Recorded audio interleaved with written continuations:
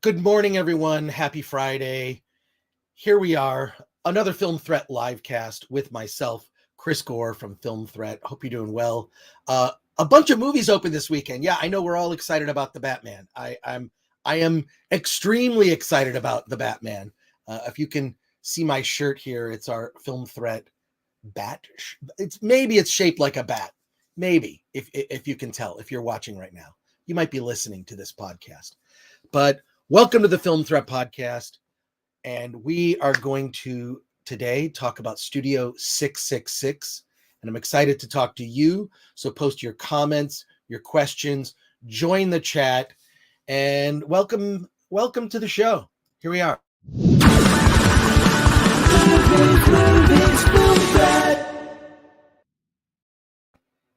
Hope you're doing well. Let's get this thing started. And I got to get better at that opening. You know, like, how do I open the show? I don't know. Hi, let's go. My colleague, Alan Ng, the editor-in-chief of Film Threat, is here to join me. He was up until, what? 1 in the morning. I left the theater at 1 in the morning. You saw the Godfather, the new re-release of it. Yeah, the 50th anniversary 4K re-release. So, yeah. We could. Nice. I don't know if you want to talk about it now, but we could talk about it later. That's yeah. We've got a bunch. I mean, just to let people know what we're going to be talking about today. Cyrano is in wide release now. Came out this weekend. You're able to see it. I saw Studio 666. We'll be talking about that. We'll also be talking, of course, about the Godfather 50th anniversary, and in addition, a couple of small indie movies. And we've also got filmmakers coming on the podcast live that you can chat with. We have the director of Big Gold Brick, Brian Petzos, and then we also have a couple other filmmakers joining us. This Adventures in Success is a mockumentary, and we have the co-writer and director and the co-writer producer that'll be joining us from Adventures in Success. That's later in the Film Threat podcast. But before we get started, as I like to say, hey, if you like what we're doing, support our work, support us, and buy something. Go to shop.filmthreat.com. You can get a Film Threat t-shirt like this one. You can get yourself a mug. Hey, check it out. You can get yourself a mug, holds any liquid, hot or cold. There are different styles of mugs, many different styles of t-shirts. Pick up something you like. We all need to. We can't go topless in public. I've learned this. You can't go topless in public. And Film Threat t-shirts cure nudity on contact. That's our patented technology. Okay, nobody's buying that. No one is buying that. Man, we have a patent on that. No, we do not. I'm just messing around. It's Friday, and an entire cup of coffee has not been consumed yet. So I'm hyped for the Batman. I was telling Alan before we started the show today that I finally got invited to a screening, and then I went to RSVP and it was sold out. It was to capacity. So I don't know. I've never been a particular priority for the movie studios. They don't much care about me. I'm sort of tolerated. Well, you have a history with Warner Brothers too. I know you don't want to get into it, but yeah. Oh my God, I have a history with Warner Brothers related to Batman. Yeah. Not in a good way. I know, which is why I think I get priority over it than you do. That's true. You get priority. But it was years ago. Film Threat, back in the day when it was like this black and white on the inside, color on the outside magazine.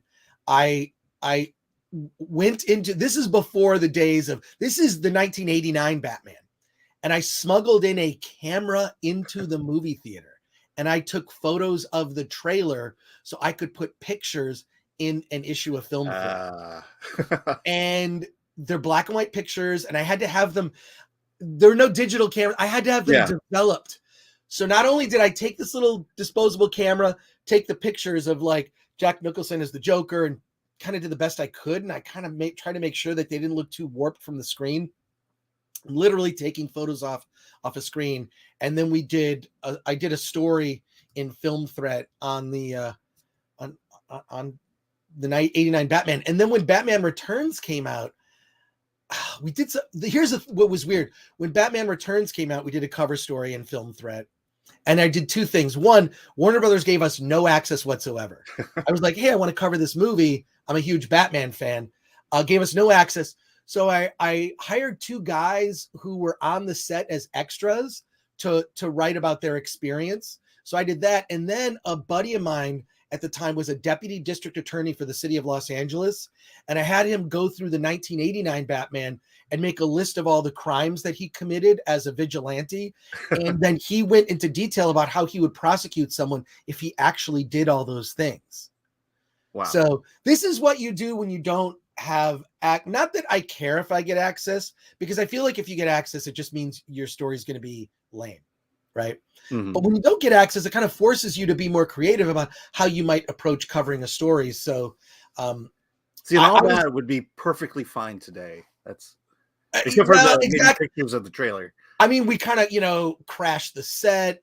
We did this sort of like analysis of the old Adam West Batman and all the ideas that were kind of ripped off and put into the Tim Burton Batman, which are substantial. It's really funny. And they're even doing it again in this new Batman. Later in the show, I'll dig up these issues of the magazine. I have some issues of Film Threat behind me. And they're all, that's like, I have like one each of every issue. Yeah. It's kind of sad. Yeah, we should find those and maybe post them in the on the website. We could post them. We could post some pictures from it. But let's get into it, Alan. Let's actually get into our first review. We'll start with The Godfather 50th anniversary. Let's get you up on screen here. Alan and I are both kind of out of it. I know. We're both kind of out of it. So because he was up late. Yeah, watching this movie. Yeah. Okay. So, Alan, you were up late with The Godfather. I've seen that movie countless times. I saw it when I went to film school. They screened it there. So I've seen it in a theater. I've, of course, owned many incarnations of it.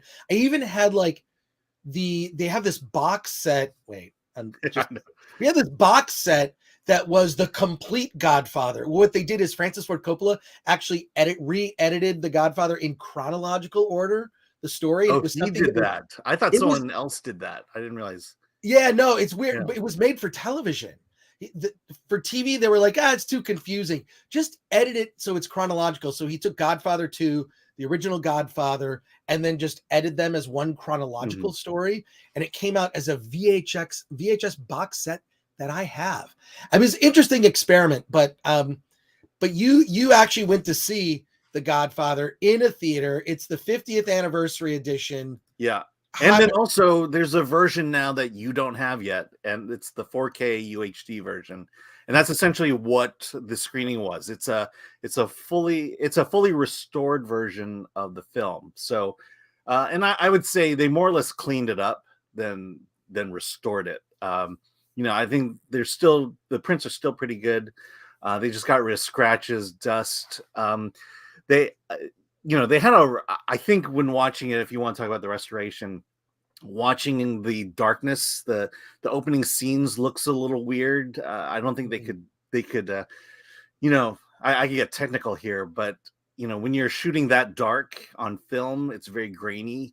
And it's kind of like, well, what do you do in the restoration? Do you kind of solve the graininess or do you kind of keep it there? And, so it opens a little clunky, but once you get into the movie, the images look great. They're still, soft on the edges because it is film. It's not crisp digital at all. But I mean, what can you say about The Godfather? I mean, it sets the standard for mob movies. Every mob movie now lives up to falls under that shadow of The Godfather. And 3 hours long, it's based on a book and it feels like a book.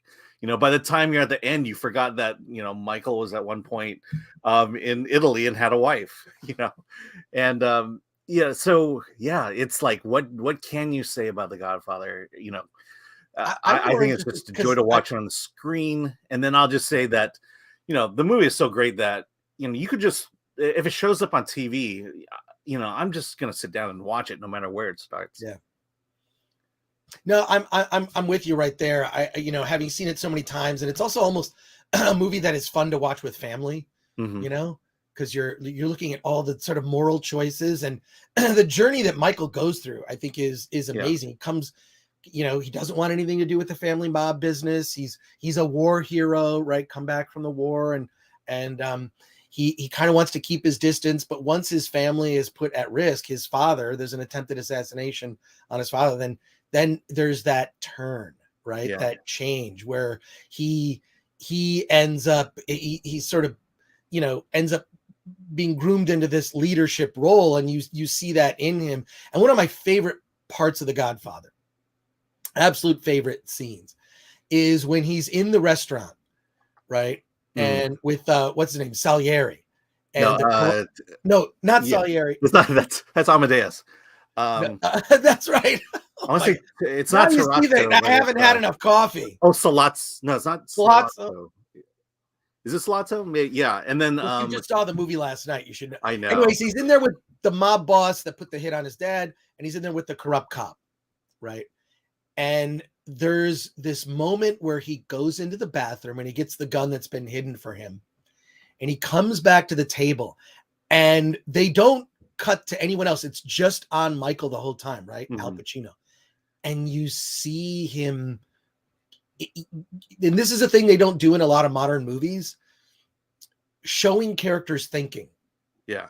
Two moments I can tell you that everybody has seen that will, if you notice it, you'll notice that they don't do these kinds of things in modern films, is a character thinking, right? And pondering their life and their future. Luke Skywalker looking at the twin sons of Tatooine, pondering, what his life might be if he would get off this farm, right?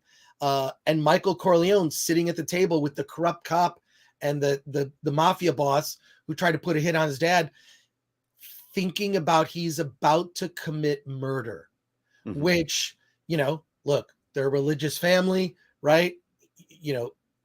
In the 10 Commandments, thou shalt not kill. He's sitting, you see, and it holds for a really long time on Michael's face, where you see him going through, thinking through. He's not even listening to the conversation at the dinner table. He's thinking about how this will change things for him.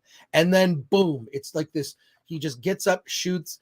It's incredibly shocking. The death is just like, it's based on a lot of like photos of real mob assassins. Like that particular scene was based on that, like how it ended up with the table flipped over and everything, and like the food everywhere, and it's bloody. Yeah. And then the wonderment he has trying to remember what he needs to do to get out. Right. He's just kind of standing there and spinning a bit. And then at one point you realize, drop the gun. And then he almost forgot to do it. And then he walks out. Right. And then of course he's whisked off to Italy, to be in hiding. Right. So that revenge couldn't be taken on him. That scene is, to me, like, that's the thing that like sells you, I think, on The Godfather. It's that moment. And even that moment with Luke Skywalker looking at the twin sons of Tatooine, when we finally get to Luke's story, right? And you see him pondering his future. I think, I grew up in the Midwest, and I remember having moments like that, feelings like, oh, am I going to be in this small town, forever? Am I going to be in Royal Oak, Michigan? Is that where is that my life? Am I going to still be here in 20, 30 years? I mean, I do like to go back and visit, but no. That's how I felt standing in LA. Will I ever go to a big city or a bigger city? Yeah, well, LA is a pretty big city, but I mean, I'm glad it's getting this release, and I'm going to guess it might actually even look better on your 4K TV than in the theater. Yeah. In 4K, so. Does that make sense? Yeah, no, I think so. I mean, it was great. I loved watching it. It's like they cleaned it up, and I'm like, well, I don't exactly remember what parts needed to be cleaning. But I will say, just to back up what you said, to me, The Godfather is like a masterclass in character development. Yeah. Every single character, this cast is huge, and yet every single character is so distinct from every other character. Even the henchmen are different than the others. And this is something I would say to indie filmmakers, but you've really got to work on your characters and give them something distinct other than a look, a gender, a race, or an accent. Yeah, I mean, you really hit the nail on the head. It's character development is what makes it so, and the characters are so lovable, even the ones that do bad things. I mean, that's sort of like, Mo Green. I love Mo Green. Oh, Mo Green is one of my favorites. I mean, he's such an asshole, but also he's right. Yeah, they all have reasons for what they did, and even though Don Corleone or Michael wanted them to do something, they had valid reasons for not doing it. Right. Well, we should say hi to everyone in the chat. We have Michigan Jack, who says, Dave Grohl? Yes, we'll be talking about Dave Grohl shortly. And Michael Quaid says, all hail the Gore. Thank you, Michael Quaid. I appreciate it. Yeah. And at least like the video, heathens. Yes, like this video, share, and subscribe to the channel if you are not subscribed. Check if you're subscribed. Click that little notification bell. I feel like I've heard that a million times on other YouTube videos that I should be able to repeat that. But let's actually talk about Studio 666. I saw it last night. So I saw Studio 666 last night, and it's the Foo Fighters in a horror movie. It's very simple. They're going to this sort of house that has its own home studio where they plan to record an album where bad things have happened there. And some evil spirit is released, and Dave Grohl plays Dave Grohl, right? Like the other thing, there's a neighbor that's played by Whitney Cummings, or I'm trying to remember, like, I don't know. I had a bunch of Truly, some hard seltzers before I watched this film. So some details are foggy. So I don't remember if Whitney Cummings actually plays Whitney Cummings herself, or she just plays a neighbor. But what ends up happening is Dave Grohl gets possessed by this demon, and it's basically like Evil Dead with rock and roll. It's like an Evil Dead movie where Dave Grohl is possessed, and he's one by one kind of offing his bandmates in the most gruesome ways imaginable. If you see there's a Red Band trailer for Studio 666 that hit, and there's a death in it that involves Whitney Cummings where she's in the midst of having sex and dies in the most gruesome way you could have possibly imagined. I mean, the only way that this could have gotten made is really if Dave Grohl like wanted this. I kind of feel I get a sense just watching the film and seeing kind of his enthusiasm for playing like a horror baddie that I kind of feel like he, in a way, kind of co-directed or ghost directed the movie. You just see because he's in it, he's the lead character, and he's killing people in horrible ways. Like I mean, it's in the Red Band trailer, but you see someone just get fully like chopped in half, and then the two halves kind of go like this, and it's gross. There are other gross deaths as well. So if you like a super ultra over the top gory horror movie and the Foo Fighters, if you like that combo, this is a lot of fun. Is it a great horror movie? I don't think it holds up in terms of a great horror movie, in terms of it being scary. I would even say it's more of a comedic horror movie than it is a scary horror movie. I don't know at any point if I was actually scared. It's like, we know that's Dave Grohl and they're just having fun, and they're probably laughing harder than anyone at this because they just thought, well, let's make a horror movie and everybody die in gruesome ways. So that's pretty much it. I mean, it's really sort of Dave Grohl's take on Evil Dead with horrible, gruesome deaths. So if you like that kind of thing, I actually strongly recommend it. If you like, if that's your thing, it's like, look, I saw it and it's playing in limited release, so you'll have to find it.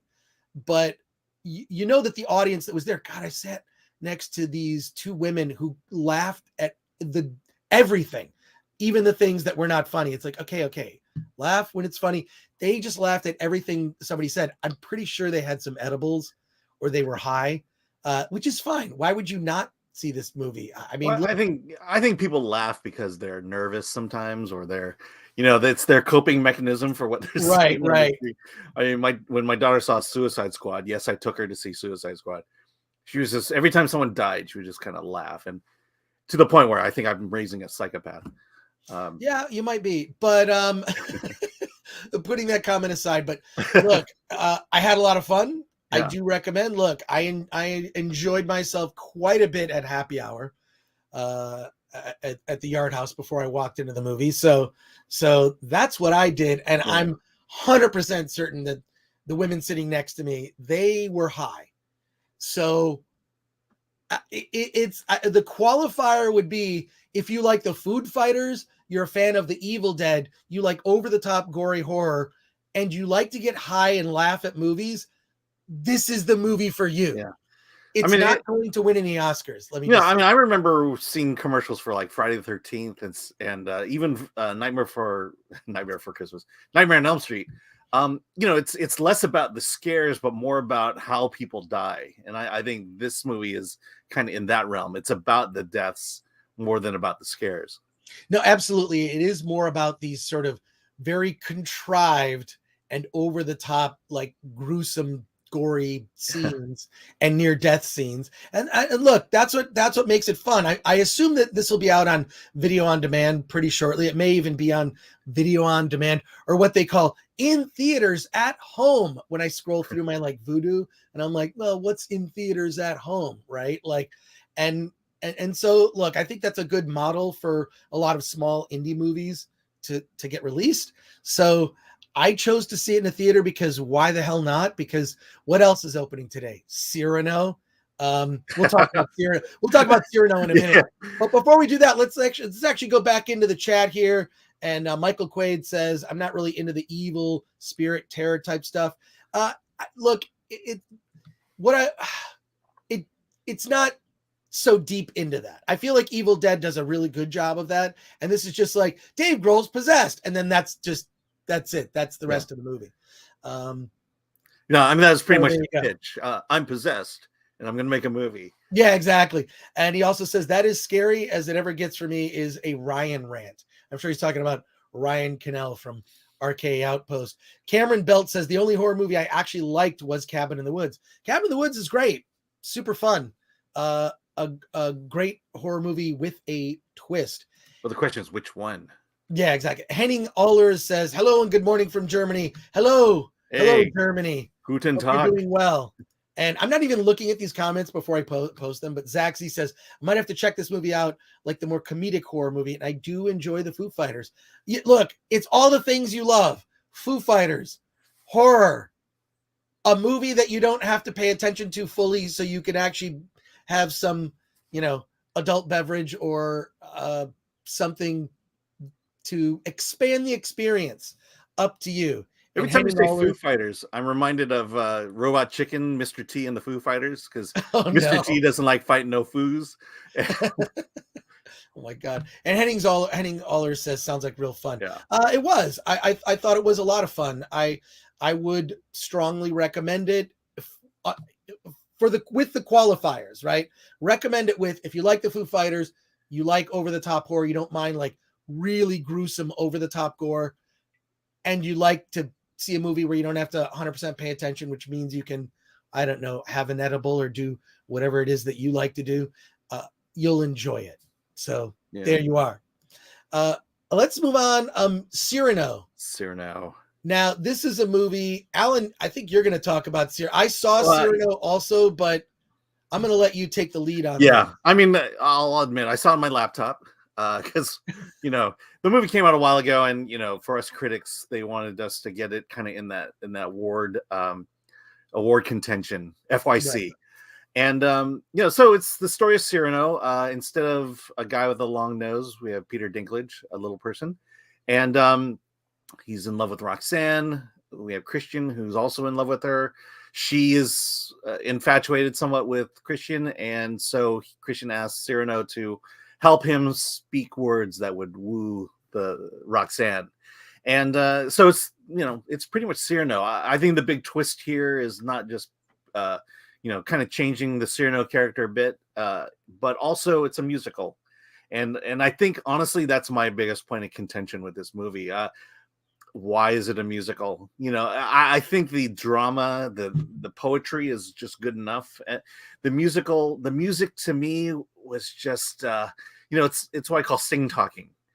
These are not really songs, not songs you remember, not songs that have really great hooks to it. It's just dialogue set to music, with maybe a slight music video vibes to it, or setups. But I think that I like Cyrano, but the music just really bothered me, and I think it was more of a detriment than anything to this. Peter Dinklage is great. One thing that about Peter Dinklage is just the tone of his voice, the way he speaks, and you believe he is Cyrano in the way he talks, the poetry, and so if anything, you buy into this movie just solely on Peter Dinklage's performance. So yeah, if you're not a fan of musicals, you're probably going to skip this one. And I think also it's a period piece, and I'm two things. I'm starting to miss period pieces done well, and this is from a visual standpoint, it's done well. And then I feel like also we're moving away from this idea of falling in love, and I'm thinking, with the exception of "Marry Me," I think I just can't remember a good, just plain old fashioned good romance, and so you've got that there. So I give it kind of a 7.5. I would give it less for the same reasons. My impression of it is almost echoing everything you already said. One, Peter Dinklage is great. I mean, he's just a great actor. It doesn't matter what, I mean, he's just really great, even when he's got a bit part in a movie. And I don't mean that, I didn't mean bit part as a joke. I just actually meant when he has a bit part in a movie. But Dinklage is great, and it's a twist on it, but the musical aspect is awful. I mean, it's like, I might as well sing my Cyrano review. It's like what you were saying. I was thinking the exact same thing. We should just sing this one. It's like the talking singing. It's been done so much better in other movies, and it doesn't work here. And all I could see is, like, visually, it really looks like a lot like Les Miserables. Right. And I'm just thinking, like, I've seen that musical, and I've seen, of course, the movie with Hugh Jackman, and it's and Russell Crowe. And Russell Crowe, I think, did a better job. The songs are not, there's not one that stands out. Whereas Les Mis, there's a lot of songs that stand out. So it sort of has this look of Les Mis, but with songs that are weak. And I feel like that's what really made it less than a pleasurable experience. I mean, I would rate it probably more of a 5 or a 6. And it's almost like the story is strong enough. You didn't need the musical aspect. The musical aspect just made it, for me, like, because whenever they do the musical numbers during the Oscars, to me, that's when I go to the bathroom or go get a snack in the kitchen. I'm not, you know what I mean? Like, it's like, I felt like every time a song came on, I'm like, oh, I can go do something else now until the song is over, because it's not propelling the story. Right? Like, none of the songs. I was gonna say the music, the songs itself are just so laid back. It's just, I mean, it's literally dialogue set to music, and there's no hook. There's just no excitement or energy that comes to the scene because of the music, which is what a musical is. You're injecting energy, you're injecting emotion, and we're just not getting it. Yeah, I really did not love it. Like I say, my rating would be less than yours, around the 5 range. I'd almost like to see the non-musical version of it. I think the non-musical shorter version of it. By the way, I did not say shorter version of this movie because of Peter Dinklage. To be clear. Oh, you're getting us canceled right out the bit. Someone's gonna clip it. No, it's just someone's gonna clip it, and then it's gonna go viral. Someone's gonna clip it, and I'm gonna what? No, but it's just like a shorter version of this film would have been a better movie. I think it feels overly long, and the songs make the movie drag.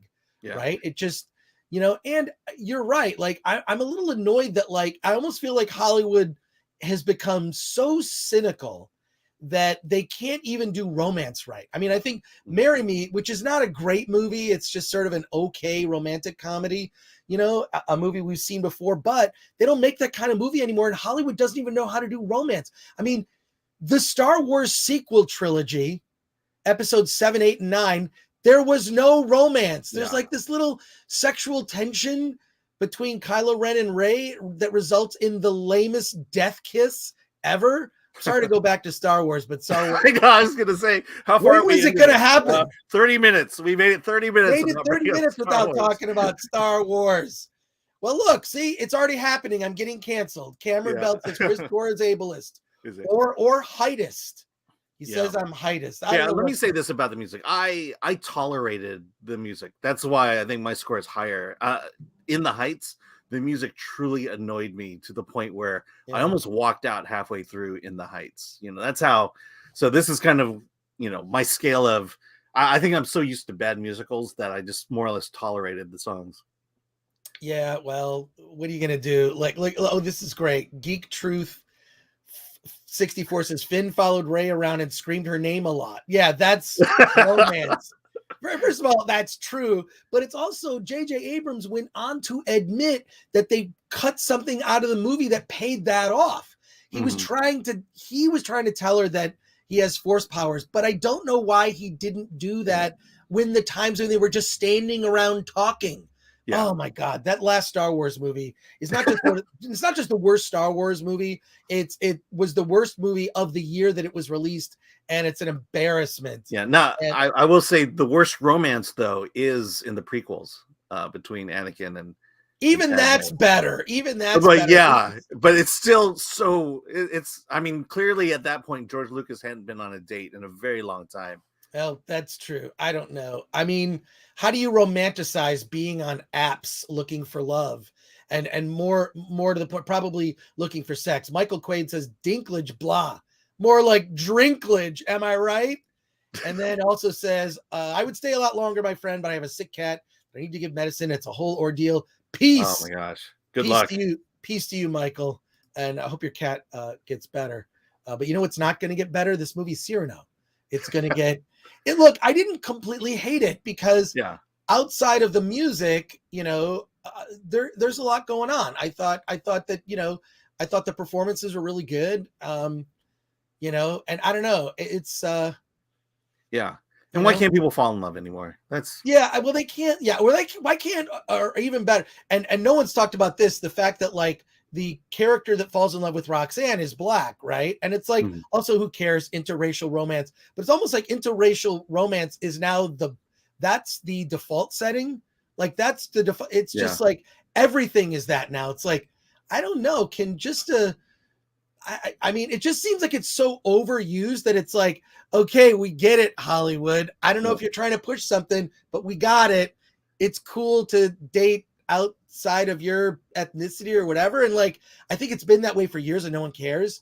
But like, well, you know, Hollywood really seems to push it. And it feels weird because aren't they're in France, right?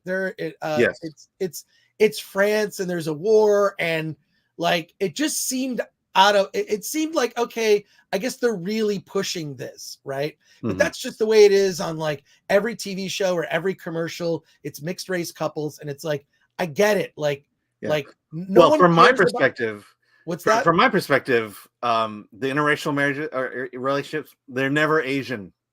They're never Asian. It's always one way. It's like, how long are we going to stand in line here for our chance to romanticize the lead? I just feel like Hollywood can't do true like morality, anything like that involves like struggles with morality and moral tales, and Hollywood can't do romance.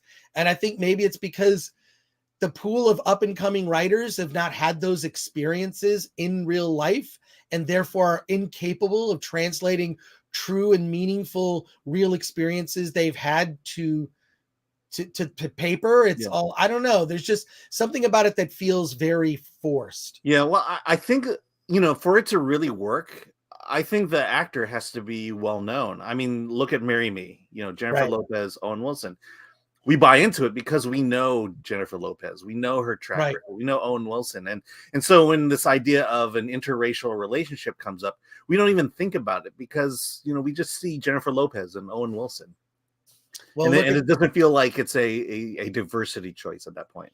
Well, Zach Z says, well, to have romance, you need a heart, and I don't know. Hollywood is sort of bankrupt that way. Geek Truth 64, bad Star Wars writing is coarse and rough and gets everywhere, just like sand. Oh my God, that's good. And then I think the writers have too many boxes they have to check to write anything that feels organic or real. Absolutely. I've talked about that on I think we're going to talk about this next week. We might talk about that next week, but it like, I don't know. We'll see.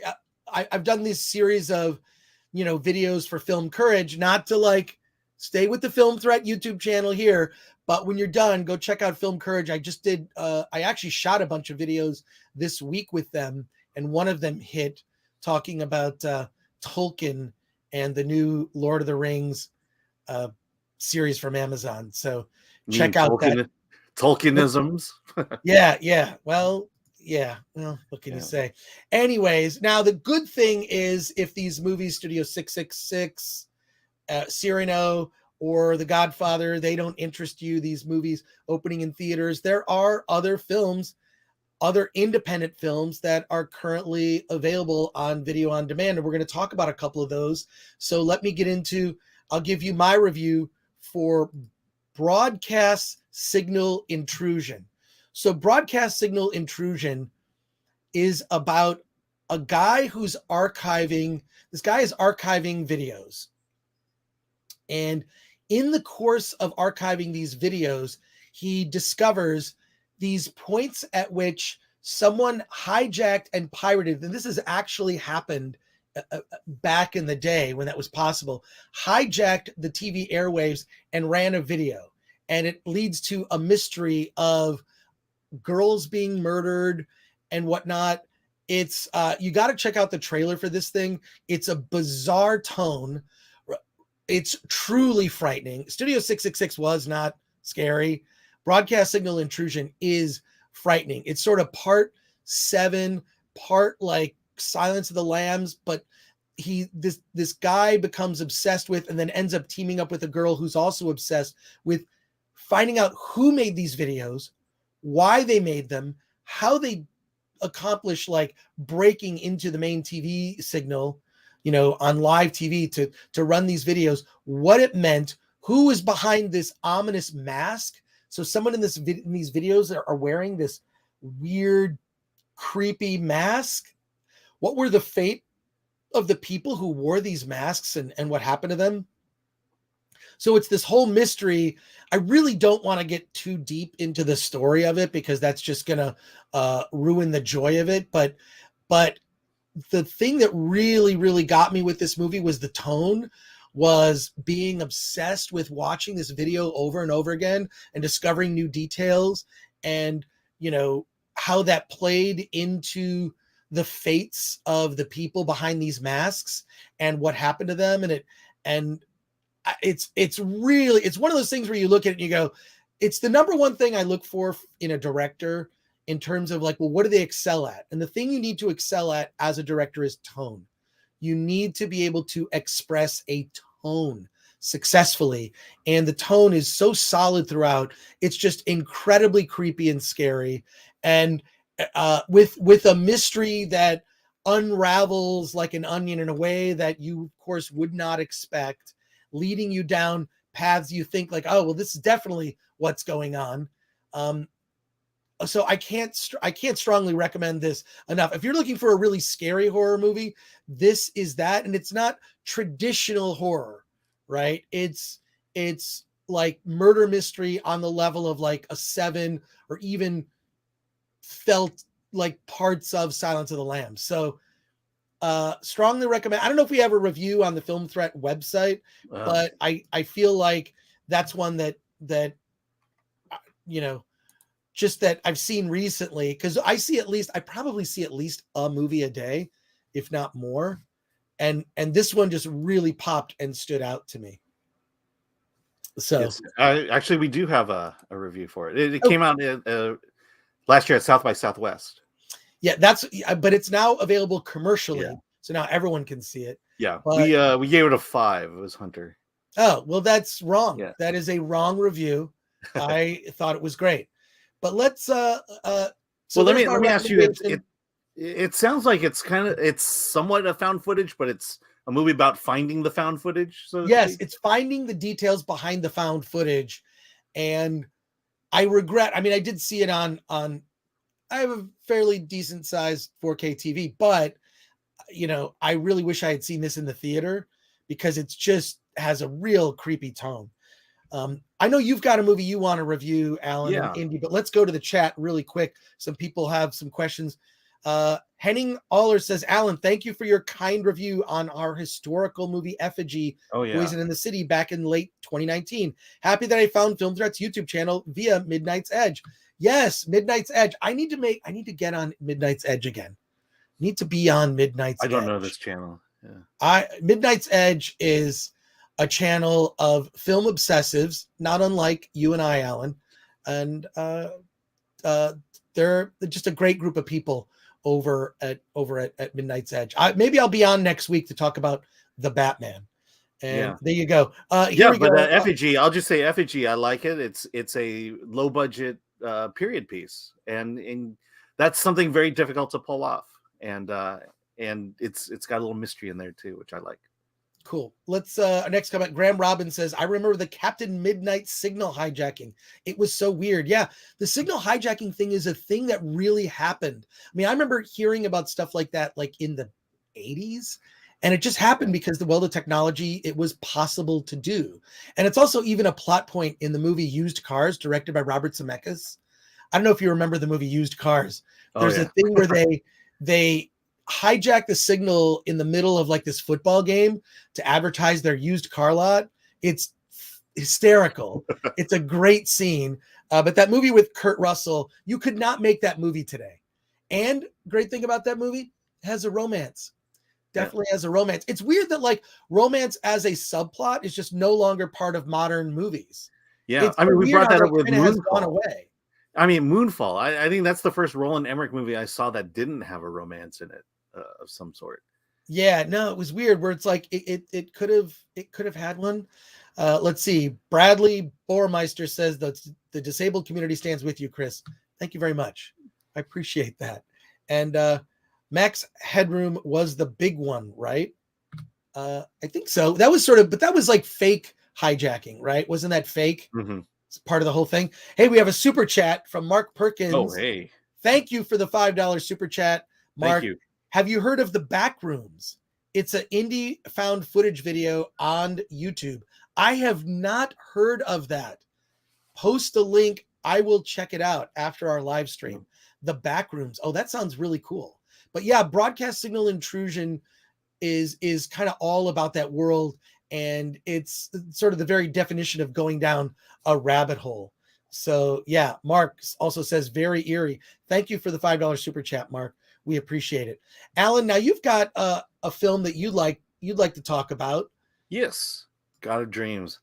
Yeah, I mean, you just interviewed the director, Jurian Isbell, and this is a low budget science fiction, and I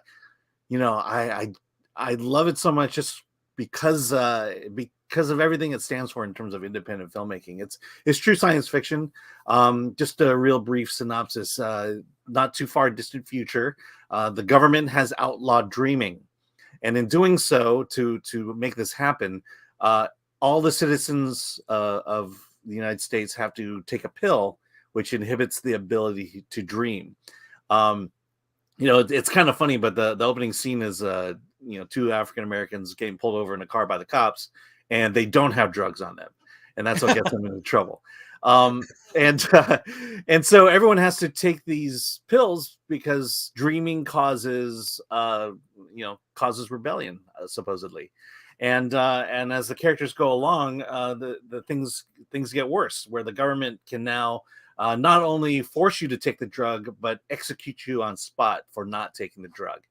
And it kind of gets, so there's there's the science fiction aspect of it, this look at humanity, and then there's kind of a social aspect to it. You know, I pointed it out, but it's a little bit ironic that, you know, that we're talking about this at a day of at a time of vaccines. Okay, that's the only time I'll use that word in this one. No. And I know. And then I think also the fact that now there's this rebellion that's being formed, where these rebels are creating lookalike pills and then trying to re-encourage people back to dreaming. And then there's a little bit of fantasy aspect to where you realize, you know, what does dreaming actually do and why is it so dangerous to the government? And I just love it. It's you know, I think its only weaknesses are the fact that it has no budget. You know, if someone had thrown them a couple $1 million, I think the movie, you know, would really take off. But I think also that would take a lot of the charm away from it. You know, it's African American filmmakers. It's shot in Alabama, which I can't remember the last time I saw a movie filmed in Alabama. And yeah, you know, this is the movie that why Film Thread exists. We're here to support true independent filmmakers, and this is one of those films. Yeah, I thought it was great. The director's name, the filmmaker, is Joran Isabel. Okay. And he reminded me, he says Duran, like Duran Duran. So he says everybody that way. Everybody mispronounces his name, but no, I really like this. I mean, the science fiction aspect is talking about, you know, today, right? And and what's so funny is you say, yeah, the government's outlawed dreaming, and I'm thinking, like, what a crazy concept. But you know, with the way things are today, who knows? Something that could almost happen. But it's interesting because we got this whole discussion, which the interview that I did with Joran Isabel, the director, is on the YouTube channel. I think it went up yesterday. Yeah. But we got this whole discussion of like what the purpose of dreaming is. And the purpose of dreaming is really to kind of work out the problems that you encounter during the day, you know, whether they be emotional, whatever, and you kind of are working them out in your subconscious, right? That's part of what dreaming does. But also, like, if you are deprived of sleep, like how detrimental that is physically to your health, like how awful that is. So I mean, the movie touches on a lot of really interesting, I mean, aspects and issues worthy of discussion, but also it reminded me of like a Black Mirror episode, right? Like you could see this as like an episode of Black Mirror, just the whole concept behind it. And you're right. I mean, yeah, there are aspects of it that were low budget, but like you mentioned, the charm, it's like the acting is superb in this movie because it's mostly, I mean, non-actors who are just very real. I mean, that's sort of like, to me, the secret of really just good acting, especially in a small indie movie, is don't act like you're acting. Right? Yeah. Like when you see people that are just too over the top, or it's like, that's what people in movies say, or how people in movies act, not how people act in real life. And what I liked about the film is it really showed this is how people act in real life. It's just like very matter of fact, very almost like out of a Cassavetes movie. And then there's this science fiction aspect, you know, on top of it. So really, I want to see what this director does next. I'm really, really interested to see. So yeah. I chatted with him just a little bit yesterday. I just kind of congratulated him on the interview, and yeah, I think you know, I think we're gonna kind of talk about this over time, but you know, what is the point of the big Hollywood studios nowadays? Is that the goal that filmmakers want? Is this a true goal anymore? Do you really want to have the big studios tell your story, or you know, or more or less you tell their stories? I think what I like about this is the fact that there is this freedom that he has to tell a story, whether you agree with it or not, or whether you like where the story goes. You know, I just really encouraged him, just, you know, keep telling your stories. Yeah, no, I really want to see what Joran does next. And when he has more money in his hands, because you could see definitely he was hampered by the budget, but it didn't stop him from telling the story and working with the actors. He just did an amazing job. Let's go through that. We actually have like a special guest that's going to be coming on at the top of the hour here at 10 a.m. our time here on the West Coast. Special guest director to talk about his movie Big Gold Brick, which is weird, and I can't wait to talk about, because it reminds me of a movie I haven't even thought about for years, a series of movies. But we'll get Yeah, into I just thought of a movie that reminded me of it. We'll get into that. So you are right, Alan. All other Roland Emmerich movies do have some sort of romance in them. Yeah, or most movies in general, a romance B plot. I mean, it doesn't have to be, sometimes it feels forced. A lot of times, it can be organic, but it's sort of part of, the storytelling. And it's weird how, like, I've noticed it, like, oh, there's no, I really noticed it in The Force Awakens. Like, traditionally, I mean, the original Star Wars movie is romantic. It's not a romance movie, but romance is a part of the original Star Wars trilogy, right? Yeah. So, I mean, I think romance counterbalances, let's take Moonfall, for example. Romance kind of counterbalances the emotions of the world coming to an end. And I think they tried to replace it with family love versus romantic love. And, as much as I love my family, there's something a little bit more that comes out of romance.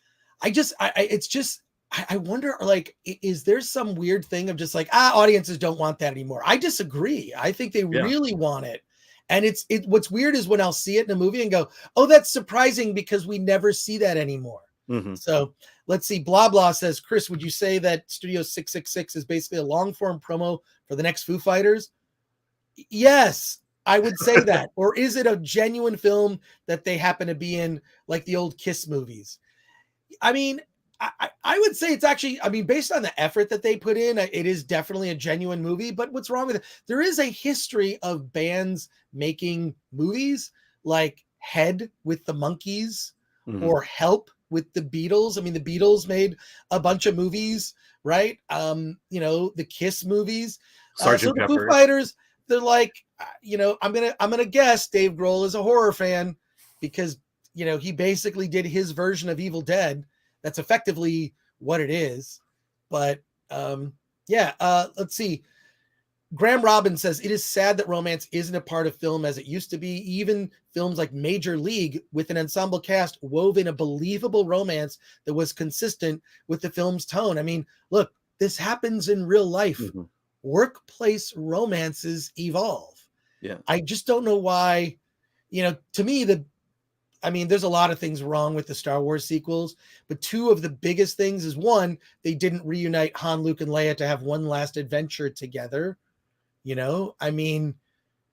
Look at that Spider-Man movie, No Way Home. Was that so hard? Yeah. To unite those, the Spider-Men, and have them interact and actually have meaningful adventure and a goal, a common goal, and something to overcome. Like, that was amazing. And they all had their romances. Yeah. Yes. Had they done that with Han, Luke, and Leia, it would have been amazing. The other thing missing from the Star Wars sequels was romance. I just think that, so much of wokeness is just killing modern blockbusters. And when it's not there, it's a pleasant surprise. When it's not there at all, I would say that there's nothing woke about Studio 666 at all. Was there romance in that one? Yeah, not really. There's not, but it's also, you don't really care about it in that movie. Yeah. It's not really necessary. We're bouncing around on the chat on topics here, but that's okay. So back to God of Dreams. So it's authoritarian government sci-fi movie like Brazil or 1984. Yeah, I would say similar on a low budget, right? Like on a low budget. Although there's some pretty cool effects where, like, they do these like announcements to the citizens. The news appears on like the sides of buildings, kind of like, New York City. And then everyone kind of stops and you see sort of citizens are just automatons at this point. They're just living robots, right? Like, not being able to dream takes away like dreaming, right? Like your ability to, have a dream, right? So, yeah. All right. Lots of the people in the chat chatting amongst themselves. Have you guys reviewed the new Texas Chainsaw Massacre? It's god awful. Yes, we have, and yes, it is god awful. Yeah. Marcus Bisma, thank you for your comment. Yeah, no, I've heard it's bad, so I haven't seen it. It pops up on my recommended for Netflix. But I have not seen it. I have not seen it as yet. Michael Talbot Hayes reviewed it. He loves movies. I think he's overly generous movies, and he absolutely hated Texas Chainsaw Massacre. Well, here's a recommendation from Mark Perkins. Thank you, Mark. Highly recommend Psycho Goreman. Highly recommend that movie. I tried to interview the director. I emailed him. He never got back to me. But I love that movie. It's so inappropriate and it's so wrong. And that's kind of what I love about it. I mean, it's just so bizarre. Stuff you would never... There's just stuff that's horrifying if you think a little too deeply, too. I mean, like, especially involving kids. It's creepy. I think that movie's on Shudder now, but you can find it video on demand. Psycho Goreman. Do yourself a favor. That's great. No romance, but you don't need it in it. You do not need a romance in that movie at all. So yeah, we'll probably talk about this next week, but yeah, I miss movies that are just wrong. Yeah, well, I love movies that are wrong. Well, like John Waters movies, I'm a big fan of John Waters. Like he had I wrote an essay years ago just about how like John Waters changed my life. Like I didn't know when I saw the original Pink Flamingos that a movie could even do that. Like a movie could be as grotesque and bizarre as that. Yeah. So, I mean, I think there's a celebration of being imperfect and being abnormal and being weird that we're slowly moving away from, and if not shunning. And I think that's a very bad direction to be headed down. Yeah. I agree. It's I don't know. I like, this is why indie films are so intriguing to me. And a movie like God of Dreams is so worthwhile. Is yes, there are some aspects of it that are low budget, but with the money he had, I mean, this guy went for it and succeeded in many ways. And give that guy money, and he's a filmmaker to watch, in my opinion. Yeah, so, I mean, he had funding for it, and when it went away. Yeah, watch that interview. You'll hear. Yeah. So, people talking about giving love to Psycho Goreman. Look at that. Blah, blah. Loved Psycho Goreman. Geek Truth 64. Psycho Goreman was like an R-rated Power Rangers meets Star Kid. That is a great description. I love that. But blah, blah. I kind of miss the rock concert film, actually. Now it is only R&B or whatever passes for R&B these days, or pop music. Yeah, I mean, look, if I don't like the band, I'm not going to see the rock concert movie. I'm not going to see the Billie Eilish concert film that I think is on, what is that, Disney Apple TV Plus? I think it's Disney Plus. Is it Disney Plus or Apple TV Plus? I think there's a documentary on Apple TV, but there's the concert that's on Disney Plus. Well, you know what? I don't need to see either of those. Yeah. I'm good with never seeing it. It's fine. But look, Studio 666 is just very different than Help or or Head from the Monkees. So I actually just got Head on don't pull that quote out of context. Don't pull that. I got it on standard def DVD. Did it just come out in some new release? I don't know. But I have Head somewhere in my place here. Yeah. I've only seen the Monkees once, and it's just I'm heartbroken that there's one left. And yeah. But yeah, I Studio 666, it keeps coming back up as a topic. People really want to talk about it. Probably because there's not much opening this weekend. But what can you say? Well, look, we have a very special guest here today who's joining us, whose movie opens today. Well, he's gonna correct me. Brian Petzos is here, and hopefully I pronounce your name correctly, Brian. How's it going? How you doing, man? Chris, thank you so much. You did pronounce it correctly, which can be a rarity. So thank you for doing that. Oh, that's great. Well, I'm here with my colleague, Alan Ng. Hi, I'm Chris Gore. I don't know if you were fully briefed before. I don't know if Tatum or fully briefed you on coming on the Film Threat Livecast and what this might be like. They just said prepare for war. Okay, good.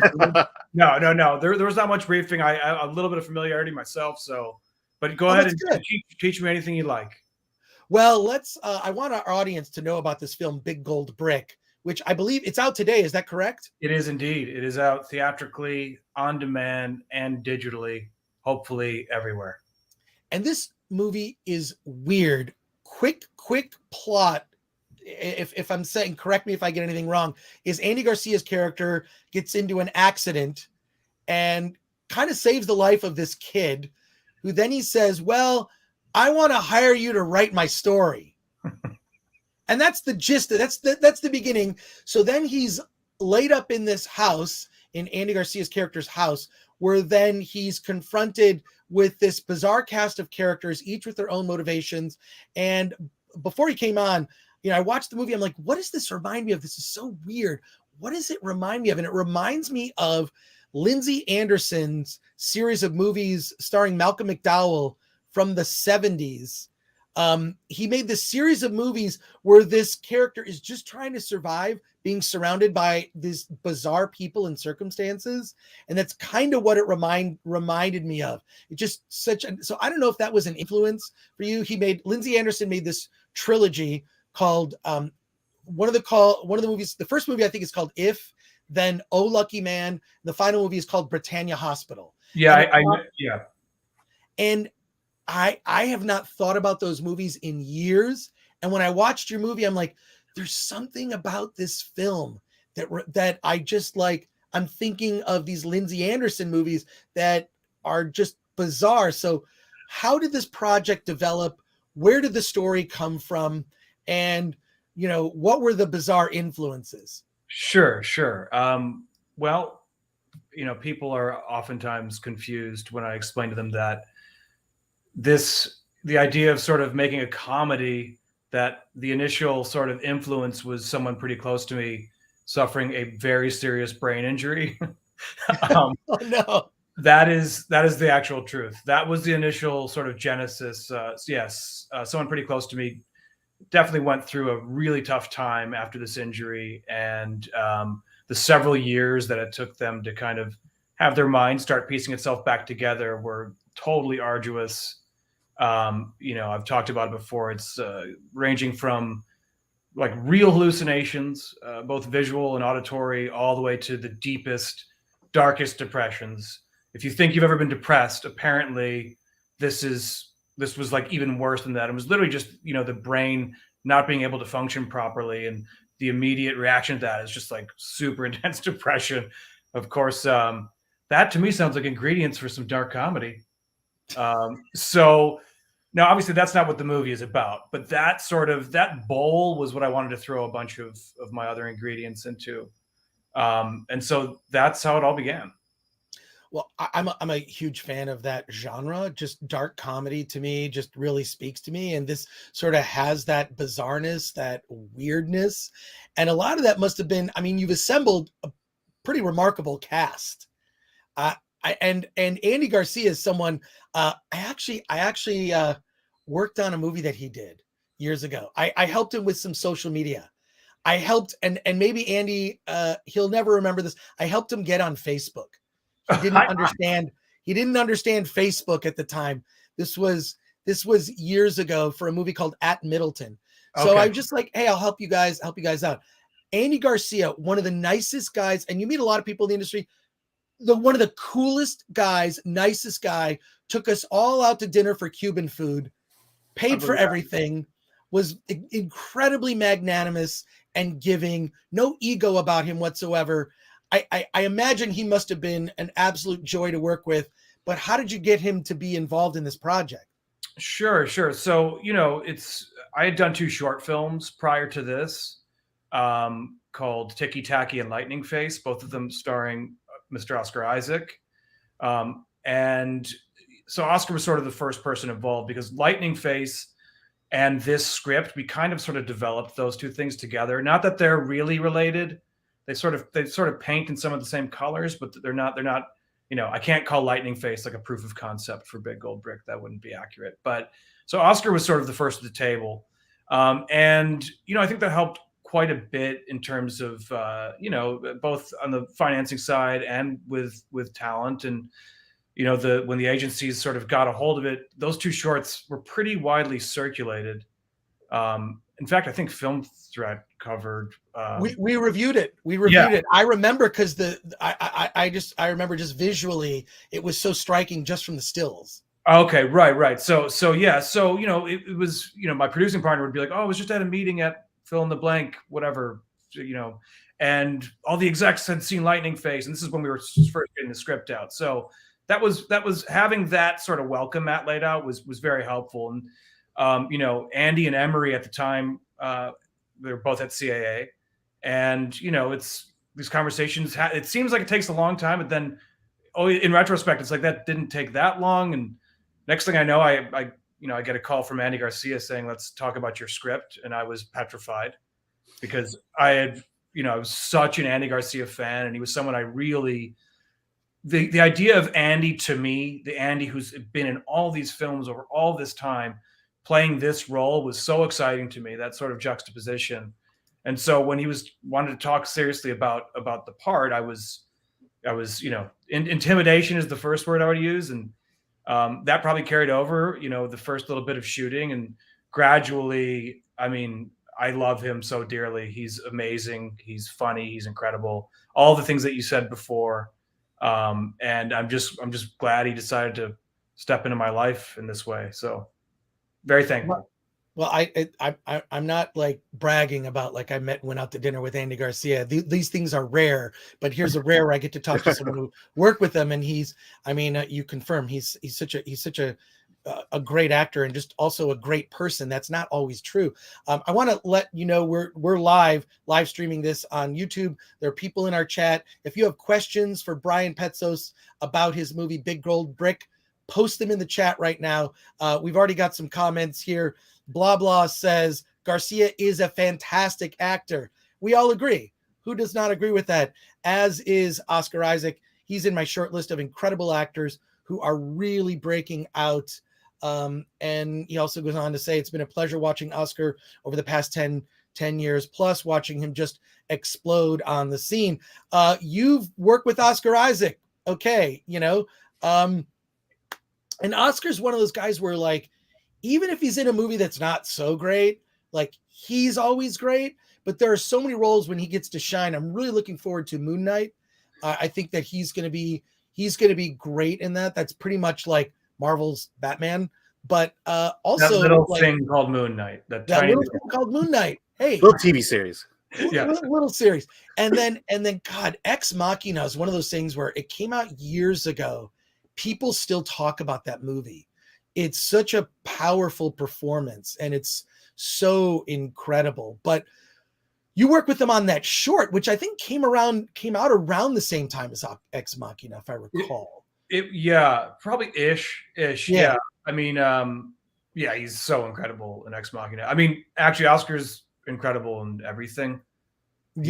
Literally, I challenge someone to pull out a bad Oscar performance. Well, when you get together a cast like this, does that just make it like super easy on your part? You're like, just direct the movie now. Like, I got all this great talent. But truly, when you look at the lineup of talent in this film, it's just, you were really, really given a gift. I agree with that. And it's a responsibility as well. And it's one that I take very seriously. And, I think every actor is different. And I think what I can provide for every actor should be different depending on the needs of the actor. I think with something like this, which, I will say this is a unique film. It's, I think a lot of my job is to translate that for the actors while we're shooting, because you're shooting out of sequence, and the person that sort of has to hold the bucket of shellac is me. So I have to kind of manage what I feel like the overall tone needs to be ultimately. And so, gently steering, things one way or the other is sort of the way I like to look at it. I'm someone who, I am a former performer myself. And though I haven't done as much as Oscar, I've definitely been around a bit. And so, being on sets, and even when I've come in and worked for just a few days here or there, I pretty in tune with what I would like to that relationship to be. And so I try to sort of give that to people if I can in any way. I also wrote the script, so that makes it easier for me to handle that. What is your, on set, when you're surrounded by all this talent, everyone waiting on you, what is your problem solving methodology? Like, what do you do to like get through? I mean, the biggest thing they say as a director is you got to make your days. You got to make your days. So what is your problem solving methodology? For sure. Well, I'm also the unique bird who I also produced. And I was producing before I was directing. So that whole kind of musculature was probably already there. So I'm also very, very in tune with the fact that, we have 3 hours left and we have 5 hours worth of stuff to shoot today. That's constantly happening in my mind. Also, everything from, something in wardrobe is awry to a generator just blew up is happening. And I am lucky that I do tend to make quick decisions. It's a thing I feel fortunate that I can do that. So yeah, it's almost sort of the ignorance, the naivete, like, go ahead, come and punch me in the face and I'll take it. And that's sort of what it feels like on certain days. My DP would constantly drop a 4D chess as the description for what we're doing. Playing chess in 4 dimensions. Yeah, there's just so much to juggle. It's a terrible job. I don't recommend anyone do it. No, I've heard George Lucas, like Star Wars, the first movie that he directed, like nearly killed him. I mean, like he was in the hospital with, he was very sick, like after he made the first Star Wars movie and did not direct again for quite some time. So, but having that producer background certainly puts you in that, the producer brain is saying this, and I'm sure the director's brain is saying, no, I need more time. It's true. It's, ultimately I have to wrestle that out very quickly in my own mind. It's funny too, because sometimes I'd have conversations with my DP and we're arguing about getting more equipment. Well, I know that we can't get more equipment. And so, but it starts day one. Like I had a 40-day shoot and I knew I had 30 days to do it. So, there have to be sacrifices have to be made. A lot of times that's takes to start. It's scaling down the breadth of certain sequences. But it's a tough racket. I mean, I feel like we ended up pretty okay on the budget. I feel like the film pretty closely represents what the script reads like and what I wanted to do. But if you'd have told me I could have had 20% more on the budget side, I would have given you a big hug and kiss. Well, our chat is aflutter praising the talents of Oscar Isaac and Andy Garcia, but we have some questions for you if you don't mind taking some questions. Absolutely. Blah, blah says, Brian, as an independent film director, do you ever find yourself a bit overwhelmed when working with a huge seasoned star like Garcia or anyone else you've worked with? Or is it business as usual? The simple answer is absolutely. I am a human. So feeling overwhelmed, I think, is a very natural thing. In normal situations, much less when you have 100 people staring at you and multiple cameras rolling and really bright lights making you sweat. And then Andy Garcia walks in, who's worked with Hal Ashby and Francis Ford Coppola and Brian De Palma. And yeah, it gets overwhelming, which is why I say I don't recommend people do this job. But, you do develop a rapport relatively quickly. I have to say it's very different with someone like Oscar, who I have a personal relationship with, and we've spent a lot of social time together. It's different with someone like Andy, who comes in, who I'm, obviously the level of respect is super high for everyone. But, this is the guy from The Untouchables that I saw when I was a kid. It's, there is a sort of mystique there that you do have to contend with. But ultimately, I think everyone that I have worked with on this film is very serious about what they do. Even though there's a bunch of kind of LOL moments in the film, like everyone is a total craftsperson. And that's on both sides of the line, front and back of the camera, for sure. And just a quick question about, there is I don't want to say a sex scene, but a sexy scene. And is it different? Like, how is it doing those kinds of scenes? Is there more of a level of sensitivity these days in doing it? I mean, it's a comical scene, just to be clear. But can you talk about that? Did that present any particular challenges? That's a great standout scene to me. I appreciate it. And absolutely. I am as much as to just get personal for a minute, I'm very comfortable in my personal life with sexual stuff, like all, I was going to say all types of sexual stuff that came off the wrong way. That's been the entire show. It's for sure. And I can watch stuff like all the way to the edge in other films sexually, but I do have a particular kind of thing that I want to bring to sexual stuff, and it's probably a bit more tame than people would expect from me. That being said, I write a pretty damn heavy-handed script, and so I get really descriptive. If I'm talking about lingerie, I'm going to talk about lingerie in the script, and if I'm talking about a silk kimono, I'm going to, a red silk kind of. All that stuff is in the script, and so when Megan got the script, she was aware, at least to a really high percentage, of what she was going to be sort of dealing with. And we talked about it at length before she even agreed to come, do the part. And then on the day, honestly, I really let Megan lead. I don't want to say Megan directed those scenes, but I kind of wanted it to be that way.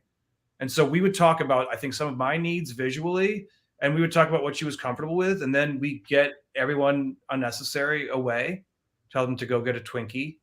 And then we kind of do the work. And so I very much sort of put that in the palm of Megan's hands, actually multiple scenes, because there is another scene, some quote unquote sexual stuff. So yeah, that was her steering wheel. I hope she would agree with me. I think that's kind of what the intention was. Well, if I might say, Megan Fox is so hot in this movie. I feel like it deserves a slow clap for sure. We have a lot of questions for you, so I'm going to get through as many of these as I can. Big Shot 1969 says the music in the film is pretty amazing. What was the process in selecting the needle drops for the film? Thank you, Big Shot. You've just pointed out something that is almost more important than movies to me, which is music. To the spirit of what I just said about writing a heavy-handed script, I program all of the licensed stuff into my screenplay. So there are 31 licensed tracks here. Those were all written into the script, and I think we ended up licensing 30 out of the 31 exact versions. So when you're talking about something like Beethoven, there's just so many different versions of a particular Beethoven piece that come with different tempo and texture and the textural quality of the actual recording and stuff. So I'm crazy and fanatical about that. And so everyone who gets my scripts gets all the music on the same day. And so that's my process. Music is everything to me. I oftentimes can't even finish writing a scene until I get the track right. So I estimate I probably spent almost 200 hours programming for this one. So you and Quentin Tarantino, because Quentin Tarantino will put in the script a song that's playing, without. Oh, yeah. But now, do you do the same thing? Like, I've heard Michael Bay does this. There's some other directors do this, where you take, like, you want a Rolling Stones song in your film, but you can't get the song, so you get a sound-alike to record it. Is that something? But you still have to pay for the publishing rights, but then you're paying the band to re-perform it. That just ends up saving on the budget. Is that right? Not to get too like that is right. That is not what I did. Okay. We have a King Crimson song opening up the film. That's the King Crimson song. And also, yeah. Wow. So, and we have some, I have some incredible jazz stuff, some Sun Ra, some Thelonious Monk.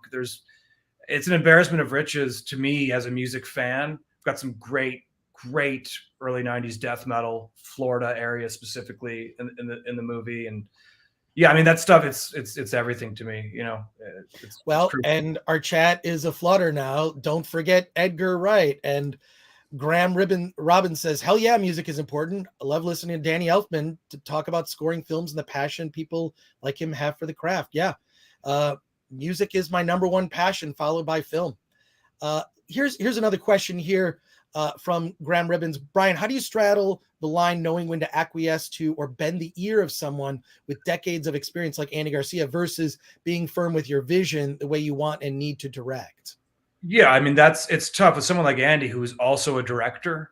And, that's a unique thing as an actor who's directed, produced, and written, and has worked with some of the biggest directors ever on a scale much larger than ours. I have to bend the knee, and I would be a fool not to. I don't think there was ever any contentious moment between the two of us at all. But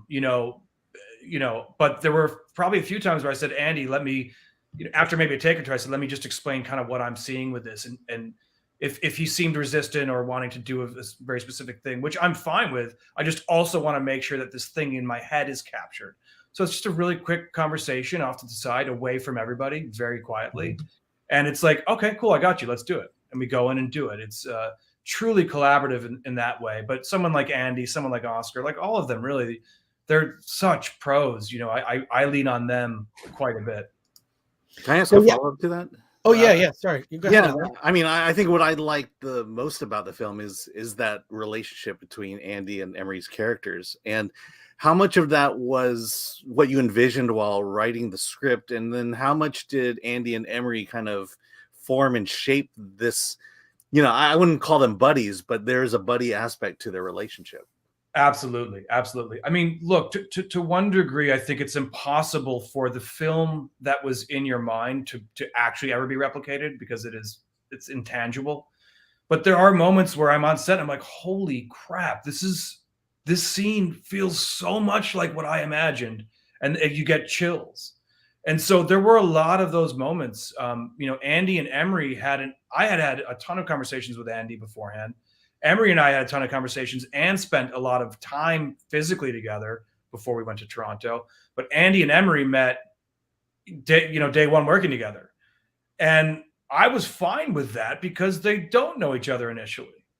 And so, there was a certain amount of that I really actually appreciated. I also think that they developed, a relationship bond as the characters and personally as we were working. And the beauty of shooting out of sequence is, you go and rip up a piece of paper, you can tape it back together, and you can assemble it into a rectangle. And so I think it's, oftentimes people don't realize, like, shooting out of sequence, all the stuff that happens in real life while you're shooting, if you're lucky, it ends up, the Rubik's Cube does actually come together in the end. And I believe that happened here with the two of them. I really love watching the two of them together in this. Well, it's amazing that you can bring in such talent as like Oscar and Andy and Megan Fox as well. Like they bring with them also the breadth of their experience, having worked with so many notable directors. Just a comment from Geek Truth 64 says, music can evoke emotion better than any individual shot in a movie. Unfortunately, some directors treat the music as an afterthought. I don't know about better, but certainly enhance. Like, music is such a big part. I mean, George Lucas famously said, he hated Star Wars in the rough cut stage and whatever. It wasn't the only thing he was satisfied with was John Williams' music. Everything else, according to Lucas, was terrible.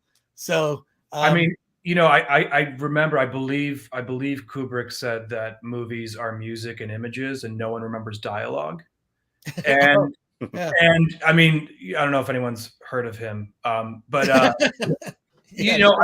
I don't know that I agree to 100% satisfaction with that, but I do very strongly agree with the bulk of what that means. And there is something about the combination of music and images that's incredibly powerful. And, I oftentimes, I try not to want to feel the responsibility of, writing a ton of dialogue. I believe that works great oftentimes on stage, to have something that's entirely dialogue driven.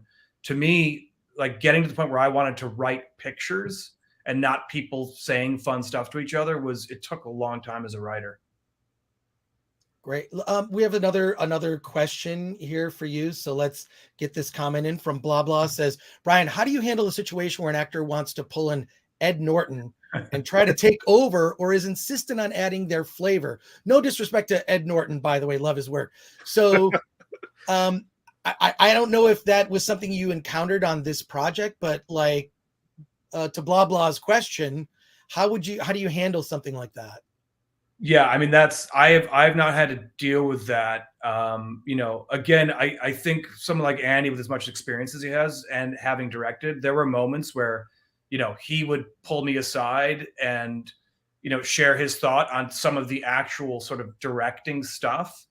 But that was not a rule at all. That was him sort of being a mentor, and I really appreciated that. The kind of stuff I want to do, the kind of films I want to make, I believe that the relationship and sort of the hierarchy should be determined before we actually start shooting. I hope that people read my stuff and they hear what I'm trying to do and say, cool, man, why don't you go ahead and take the keys to this car and let's start cruising. And that's sort of, I just believe that's the way that films kind of, you know, have to go. But other people may disagree. Well, I think, you know, having limited experience with the films that I've made, I've always said, to me, filmmaking is a team sport. It's just, and with, you know, and I think the directors like yourself that are successful are the ones that treat it like a team sport. And if you, you know, and it is very collaborative. So I got to say, like, the cast for this thing is just like out of control. Like, and especially to see like Megan Fox, like, no, I'm just saying, like, just what she brings to, I don't mean it like that, guys. She brings a lot to the film, yes. But I mean, it's just, I don't know.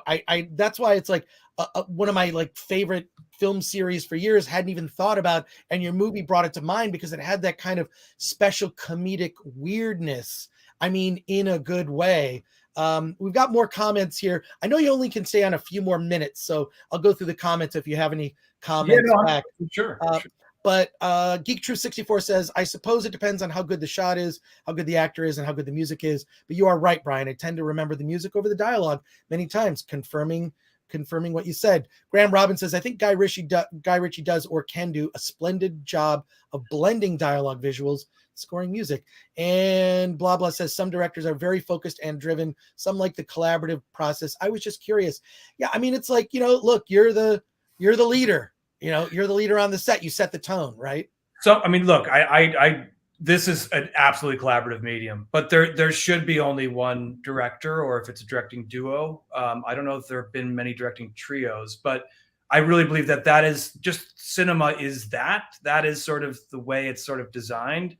But no, it's absolutely a collaborative medium. And it's not just the actors. It's, you know, it's production designer. It's your DP. I mean, you know, square one. It's you're nothing without everyone else. It's just, I do think someone has to be at the wheel, and should be one or quote unquote two people.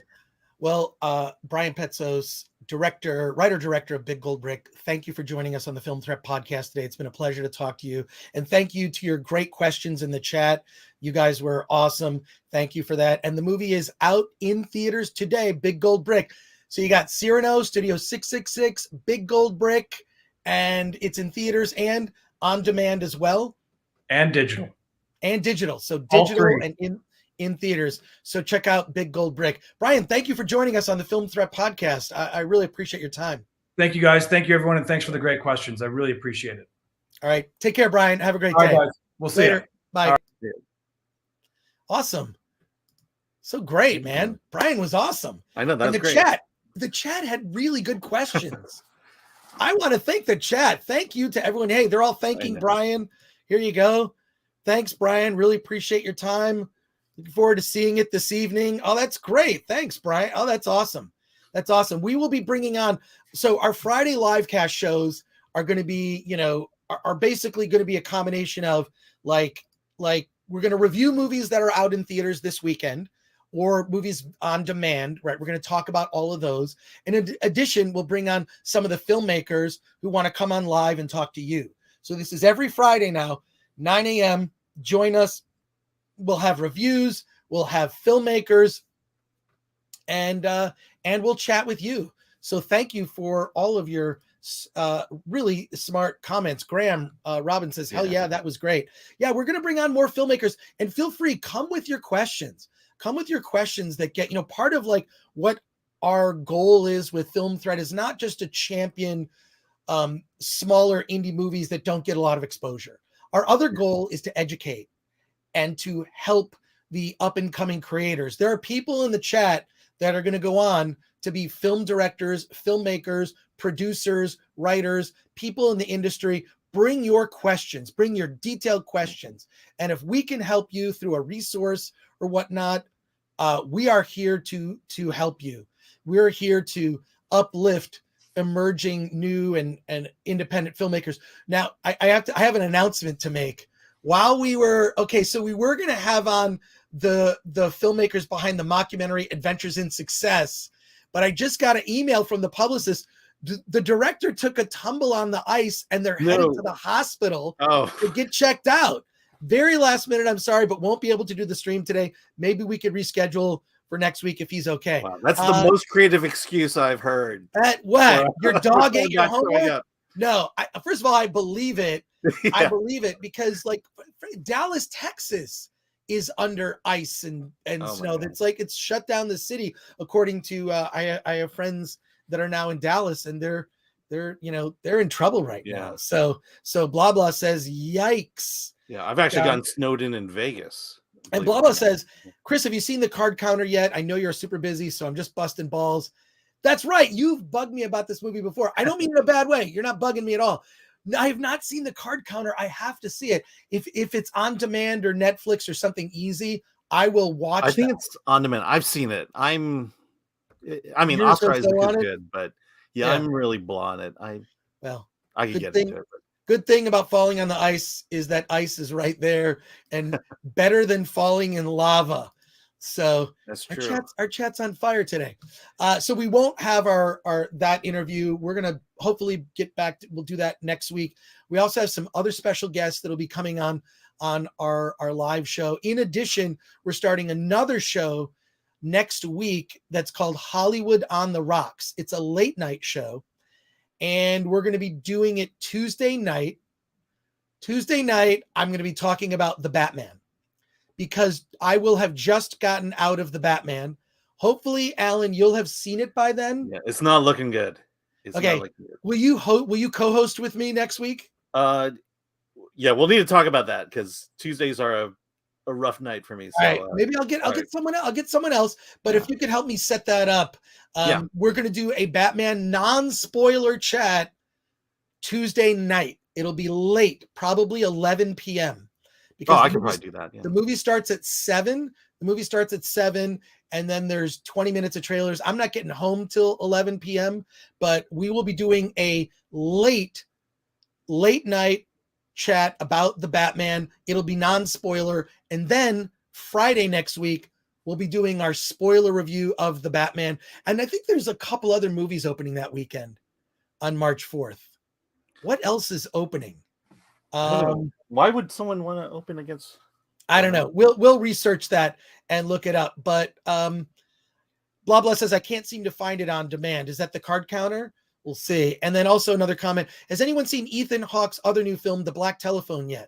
Have not. I have not seen it. Now, we see a lot of movies that are like small indie movies you may never hear about, like from companies like Gravitas Ventures, Wild Eye Releasing, October Coast, Indie Rights, these small indies that I really love. These movies are like a lot of these indie movies. They may not be perfect, but they're like birds with broken wings. And I want to tell you about them. I want to heal that bird with a broken wing and have it fly. So hopefully you'll agree with me that some of these smaller indie movies are really worthwhile. Yeah. That is, I can't find on demand, the card counter. Oh, that's weird. Yeah. It just dropped out theatrical, so it'll probably take a while to get on some kind of streaming at some point. Also, let's see. Blah blah says, I watch all of those studios. Magnet Releasing's got some really good stuff. I mean, A24 is kind of that's a bigger studio thing, but there's also like IFC Midnight.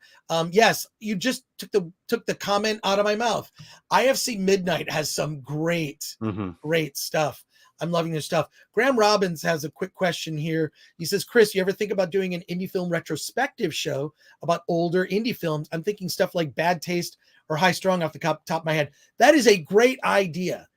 I think what we might do is not on our Friday show. Our Friday live cast is going to be about new movies opening in theaters, along with special guest directors and filmmakers. What we'll do is that'll come up on our Hollywood on the Rocks show. So we have, in fact, I am very excited. I can just do this live to show you our logo for Hollywood on the Rocks. Can I think I can just change our brand. Just be in the upper corner there. Just why not? Let's do it. Ooh, nice All background. Right, here's the intro for Hollywood on the Rocks. It's the show that we're going to debut next week. So I hope you'll join us for Hollywood on the Rocks. I'm going to turn this thing off and I'm going to go to our, here it is. Here's our intro. Tell me what you think.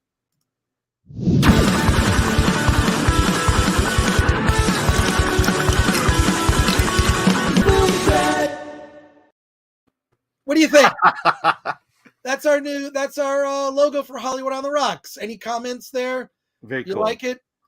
Sounds groovy. Thanks. The music sounds familiar. Yeah, some great comedy coming out on those small indie studios. I agree. Great comedy and great horror. But our Hollywood on the Rock show will be our late night show. It's not going to be on a particular day just yet. More likely Tuesday, Wednesday, like middle of the week. But it'll be a late night show, a late night live stream. We will be drinking and talking about movies. And our first one is going to be Tuesday night, The Batman.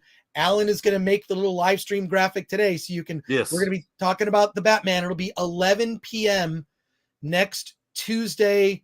What is that? March 1st. Tuesday, March 1st, 11 p.m. Pacific time. I will have just gotten out of the screening of The Batman. Hopefully I won't be too late to join the live stream, but join us for our first episode of Hollywood on the Rocks, and giving us love for this news, short and sweet. I dig it. Ramcross says, I love it. So thank you. So I can confirm that The Batman is the only movie coming out next week. Oh, it is for sure. The Lucy and Desi documentary is coming on Amazon Prime the same day. Well, we can talk about that because you and I have both seen it, so we should talk about it. Yeah, and then Disney has Turning Red next week, the week after. Wait a sec, Turning Red? Yeah, it's that panda movie. It's the. Wasn't it going to be theatrical, and then they just were like, it's putting it up. No, they announced that this Pixar movie was going to go straight to Disney Plus a long time ago. I think they're ramping up for Lightyear. Maybe that's why they're not putting a lot of effort into this one.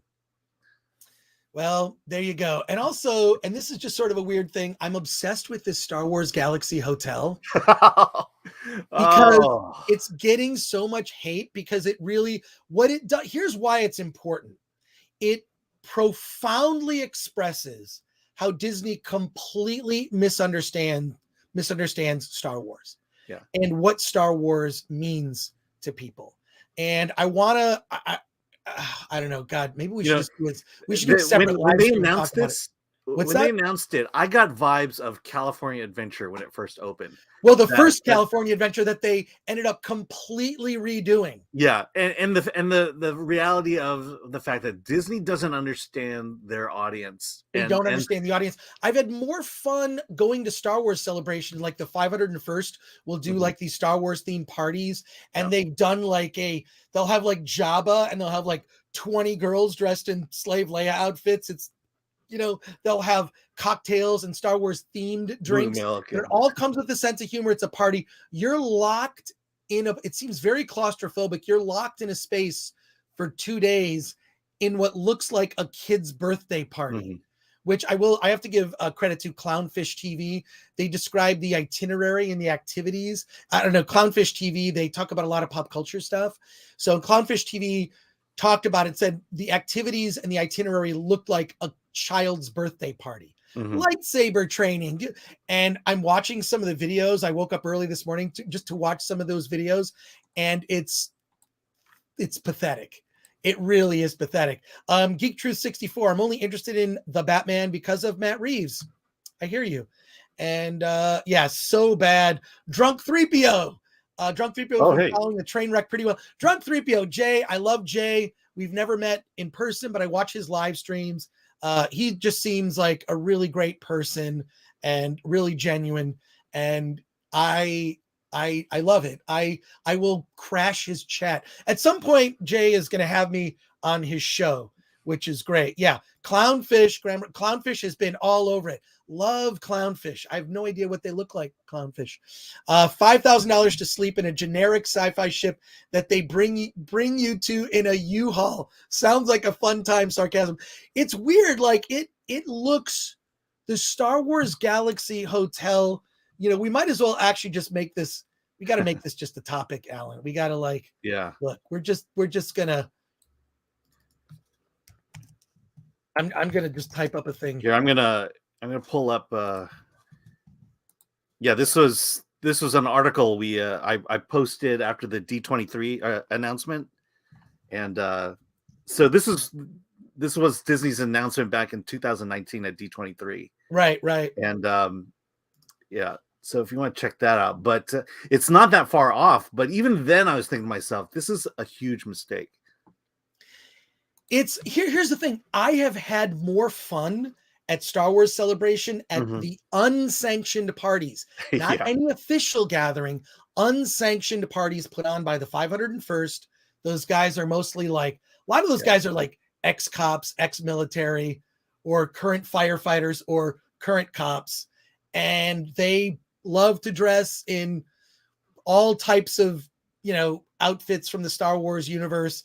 It's an organization that does a lot of charity work and whatnot. And they've put on the best parties I've ever been to. Star Wars themed parties, where they did one that was like Jabba's grotto, like where, you went, it's like a grotto. This was when Star Wars Celebration was in Florida, and it's a blast. It's a blast. And I feel like the fans understand Star Wars better than these corporations. And the reason that the Star Wars Galaxy Hotel story is so important is because this is the perfect example of why when an intellectual property as beloved as Star Wars goes to a major corporation, this is how they screw it up.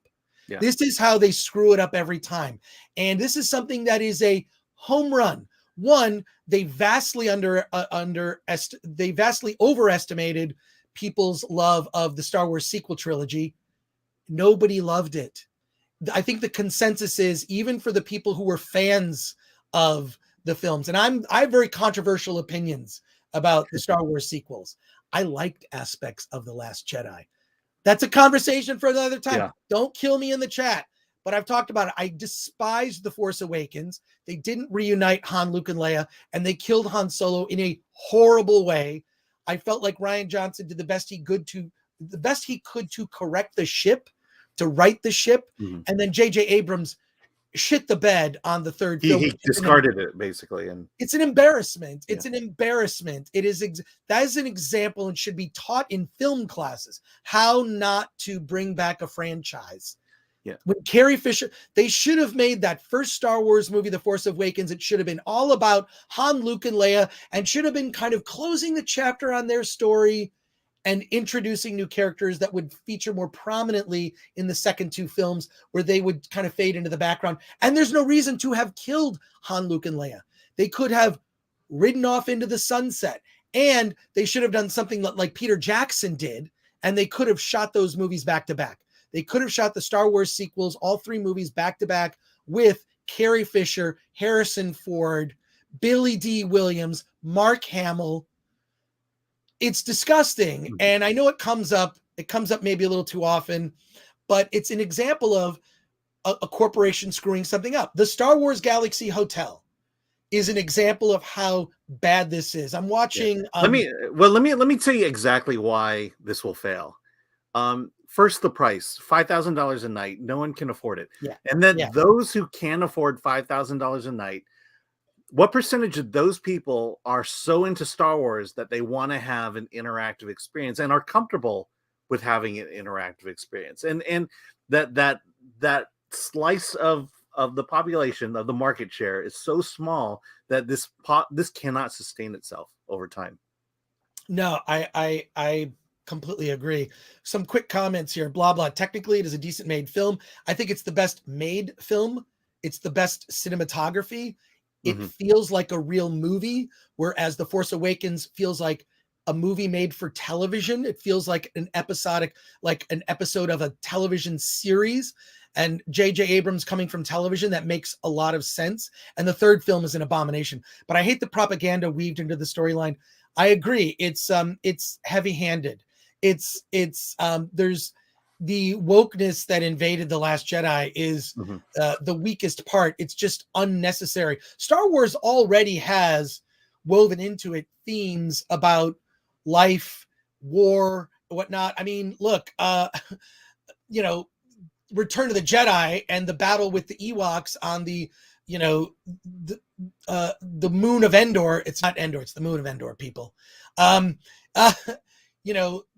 That was based on Apocalypse Now in Vietnam. It was an allegory for the Vietnam War. It's not very overt, but it's there. It is so on the nose. You're right. It's when it's so on the nose, the commentary is just right there. The porgs didn't bother me only because there are cute things always in Star Wars. If you look at every Star Wars movie, there's something that's cute. R2-D2 is cute. The Jawas are cute. The Ugnaughts are cute.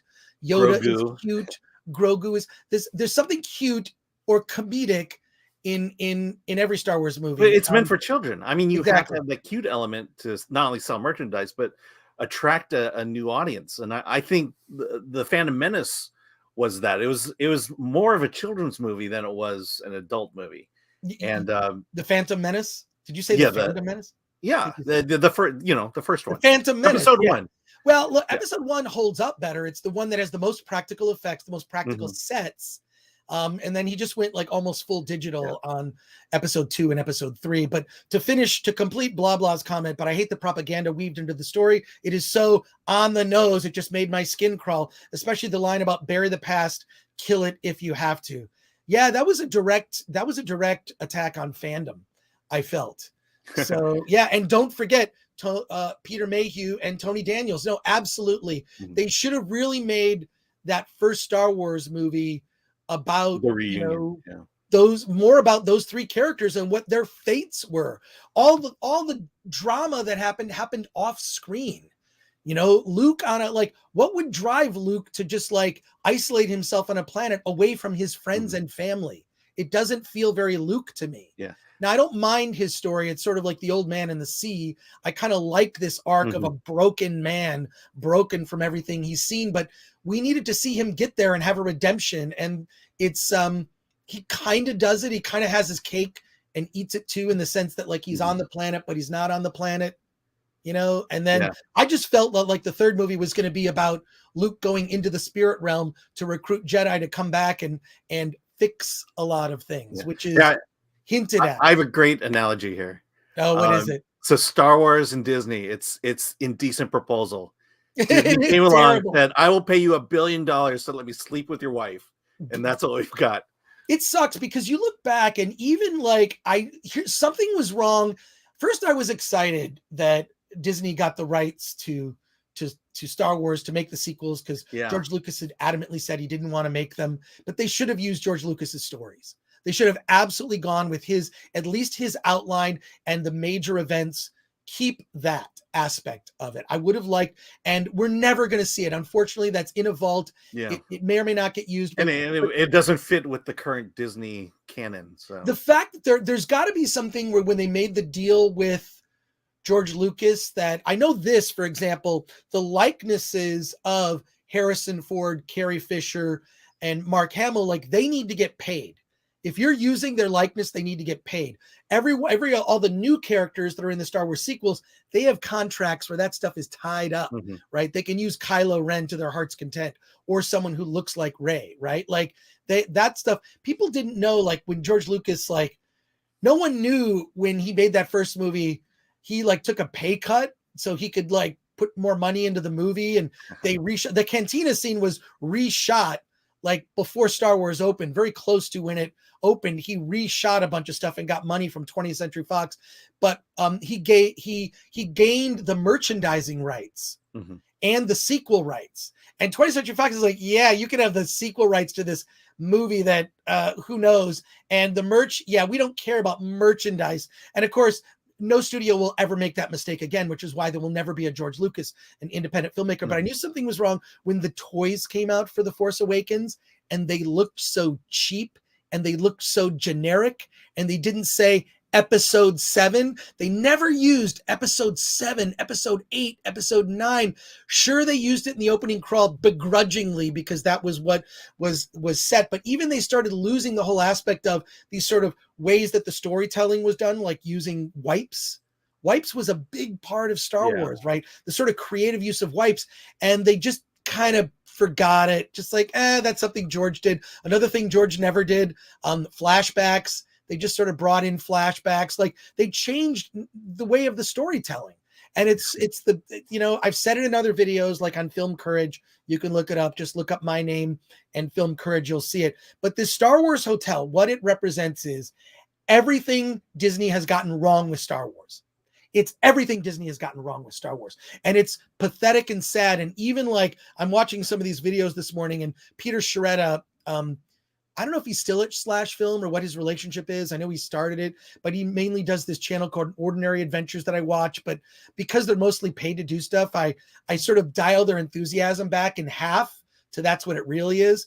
But he even reviewed, he thought that the toilets, you know what? I'll post the clip on my personal social media. The toilets flushing were not good. Even the toilets don't flush. He gave it 3 out of 5 Peters. The toilets. And he showed them flushing the toilet. And I'm like, oh my God, this is how bad, this is how bored they are in this hotel. There's nothing to do. There's this big atrium. There's an engine room, the Jedi training, where you go eat. And you're trapped. You're trapped in a hotel. I would feel claustrophobic.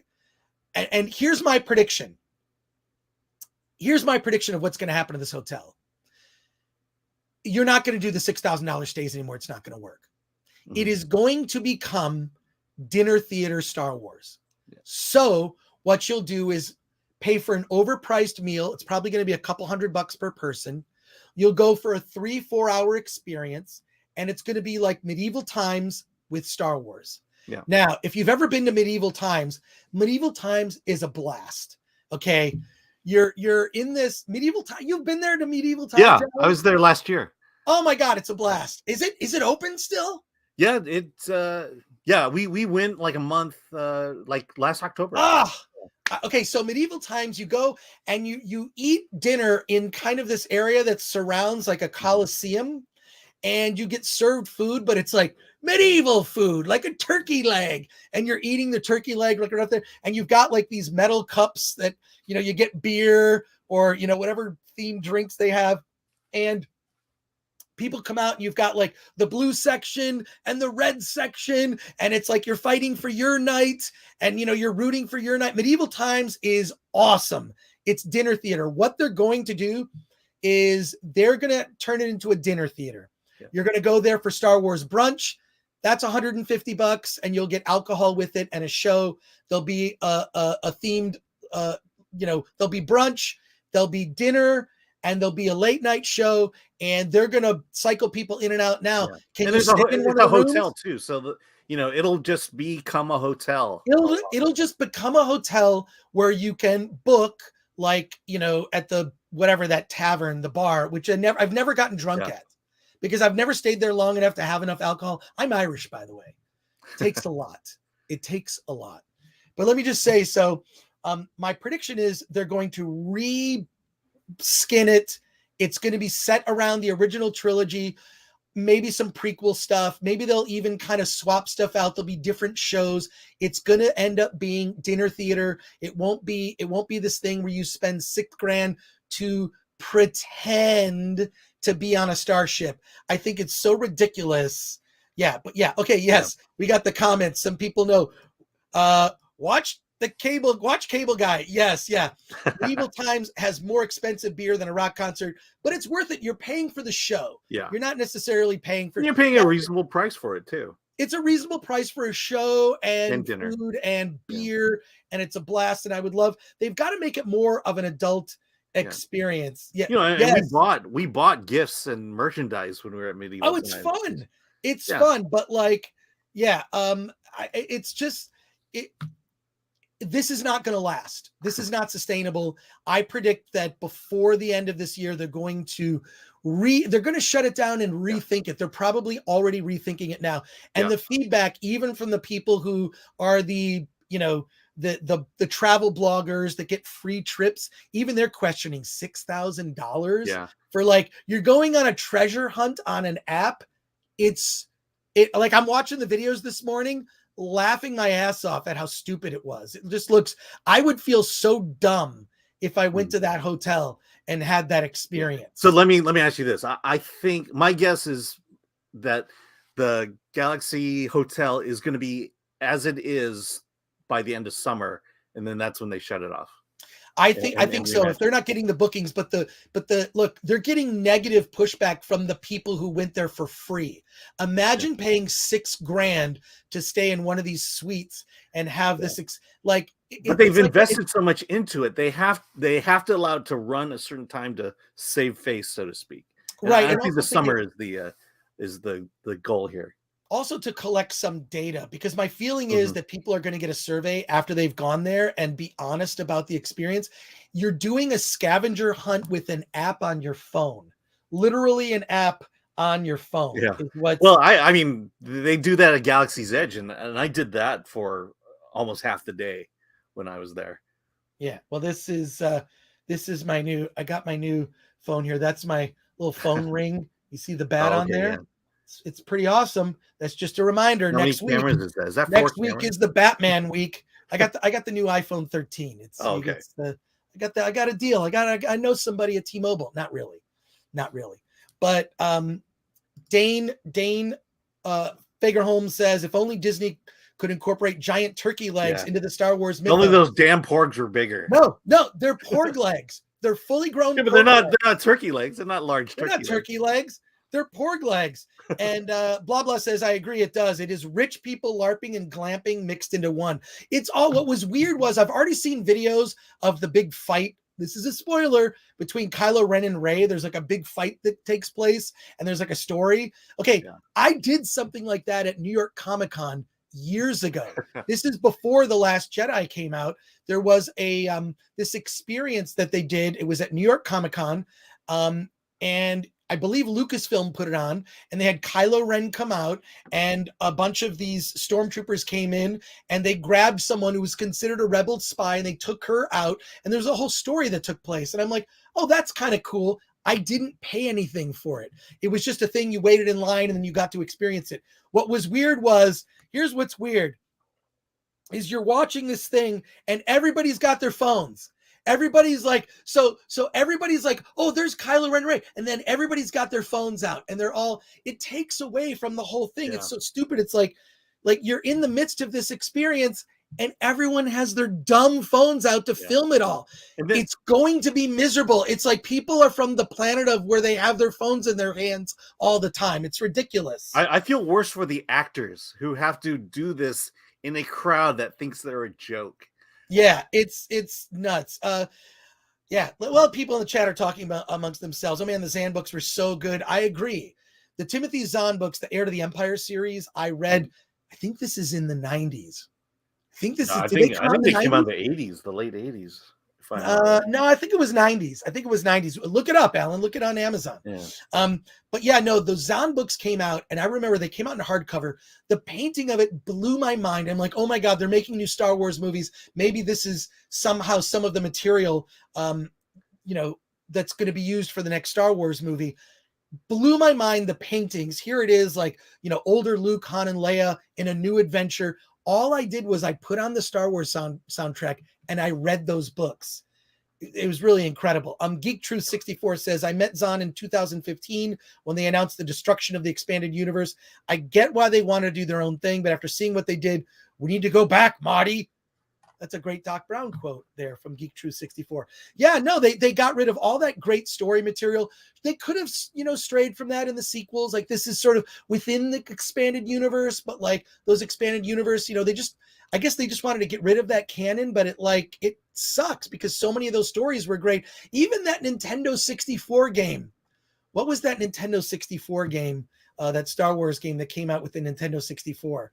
And they did that thing where they did like a novel, a soundtrack, and it was a video game. They did everything but the movie. And it was with Prince Shizor. I'm going to look it up right now. I'm spacing on it. And I know exactly because I remember.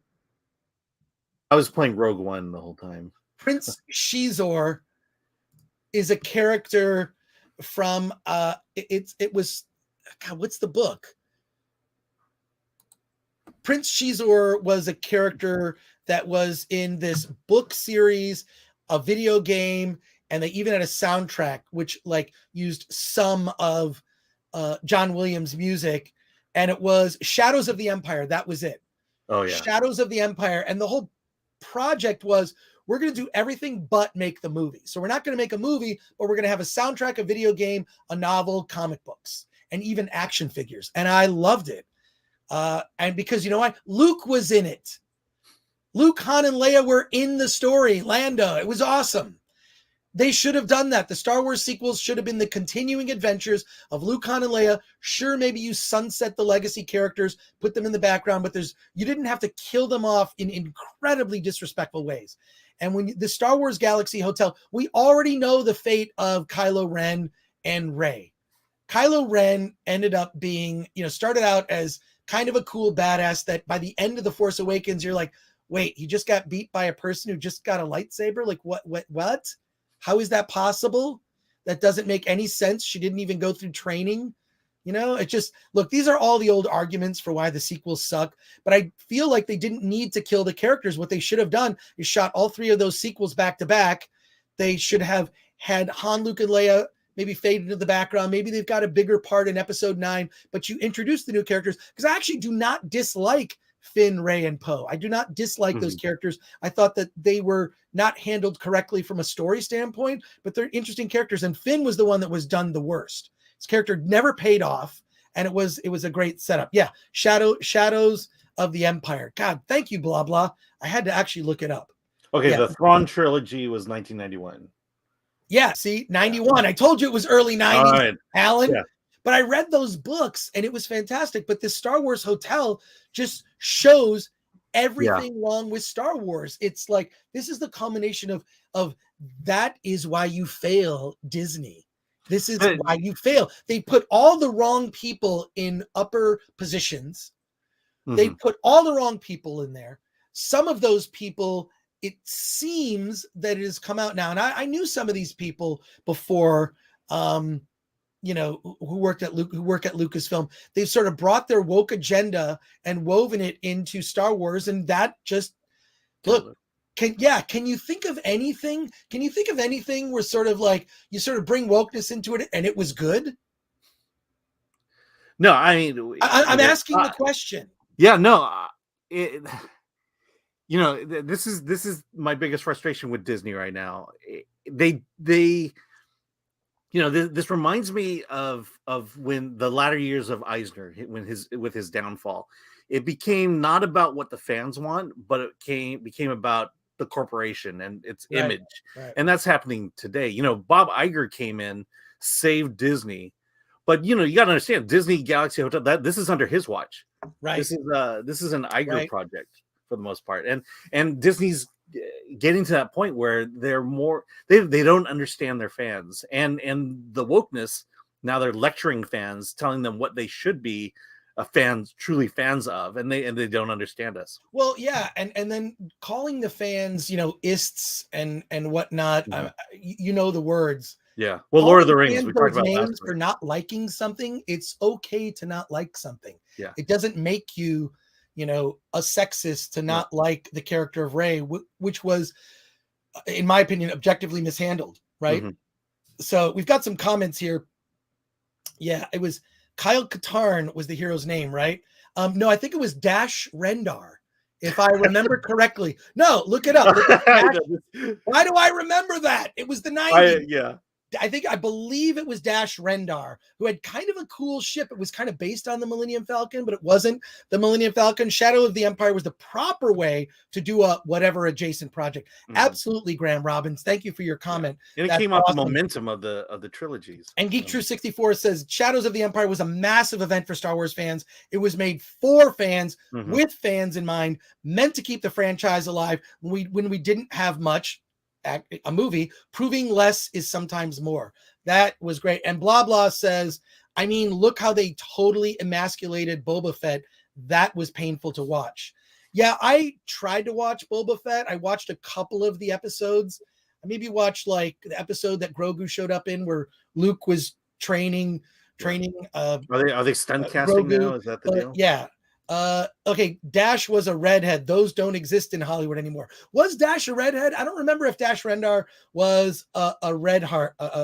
Yeah, Kyle Katarn was Jedi Academy. Yes. Graham Robbins is confirming that. Kyle Katarn, yeah, Jedi Academy. I got about halfway through that game and then just got I don't know. I just got bored. I just got bored. But comment here from James Tipler. Disney were never going to understand Star Wars fans. Disney's whole bit is children's movies. And while Star Wars was basically a children's movie, those children are all in their 40s and 50s now. Yeah, we're old. Yeah, that's me. I'm an old school Star Wars fan. Well, I think A Force Awakens, the problem that Force Awakens has was it felt like it was a reminder to this generation what Star Wars was. And then now you can add a little bit of wokeness to that.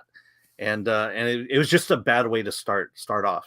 But it's not, to me, it doesn't resonate. And I feel like it was a recap. I mean, I honestly feel like a lot of the wokeness is fake. Like people don't really have those views necessarily. They just feel like those are the accepted views to have. Yeah. We have checkbox we need to hit. Among my young peers, this is what I'm supposed to think. Whereas so few people, and this just goes for, look, my generation, most people thought the same. And I found them boring and uninteresting. And me, I kind of just like, whether it be like literature I wanted to explore or comic books or graphic novels, I was always into something that was weird and sort of fringe. Music, same thing. Movies, indie film, John Waters, David Lynch, those are my heroes growing up. Spike Lee, I love those filmmakers, and they were not mainstream. But I feel that people are acting like wokeness is way more popular than it really is. I actually don't think it's really widely popular.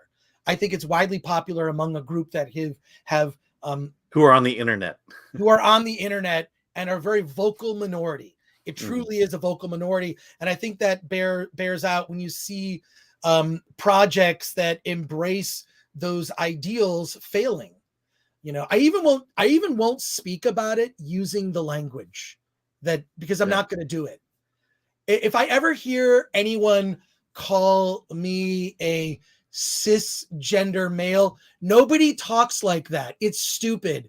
I won't even speak like that. I'm never going to use those words in common language, and anyone that would use those that kind of speaking to me, I think is a moron.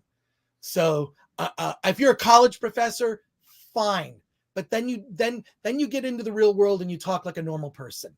All right, so there you go. Here's an interesting comment. Geek Truth 64 says, Zachary Levi said he would like to play Dash Rendar in a movie. I would like to see it, but not in a Disney Star Wars movie. Sorry, Geek Truth 64, you're stuck with it. There is only Disney Star Wars now. There is only Disney Star Wars. And blah, blah says, and that was basically the Mandalorian shoved into the Book of Boba Fett. Yeah. But I loved that that whole thing, the Shadows of the Empire. It seemed like Shadows of the Empire seemed like what might have Star Wars Episode 7 might have been called. The Force Awakens is a terrible title for a movie. And I think The Phantom Menace, that's grown on me. Attack of the Clones has definitely grown on me. I've mentioned it before, but it's amazing how much we love the prequels now. It's weird how the prequels have aged. You know why? It's pure George Lucas. That was the first thing I said after I saw The Force Awakens. The first comments I said is, I miss George Lucas. Yeah, I miss George Lucas. As flawed as he was, there are so many lame things in The Force Awakens. It's no surprise, and that was the movie I really despised. And then I have a controversial opinion about The Last Jedi, which I've spoken about at length. And then, of course, we're all in agreement that The Rise of Skywalker is terrible. It's just unwatchable, terrible, woke garbage. But this Star Wars Galaxy Hotel is everything wrong with Disney Star Wars wrapped into one thing. It is going to fail colossally.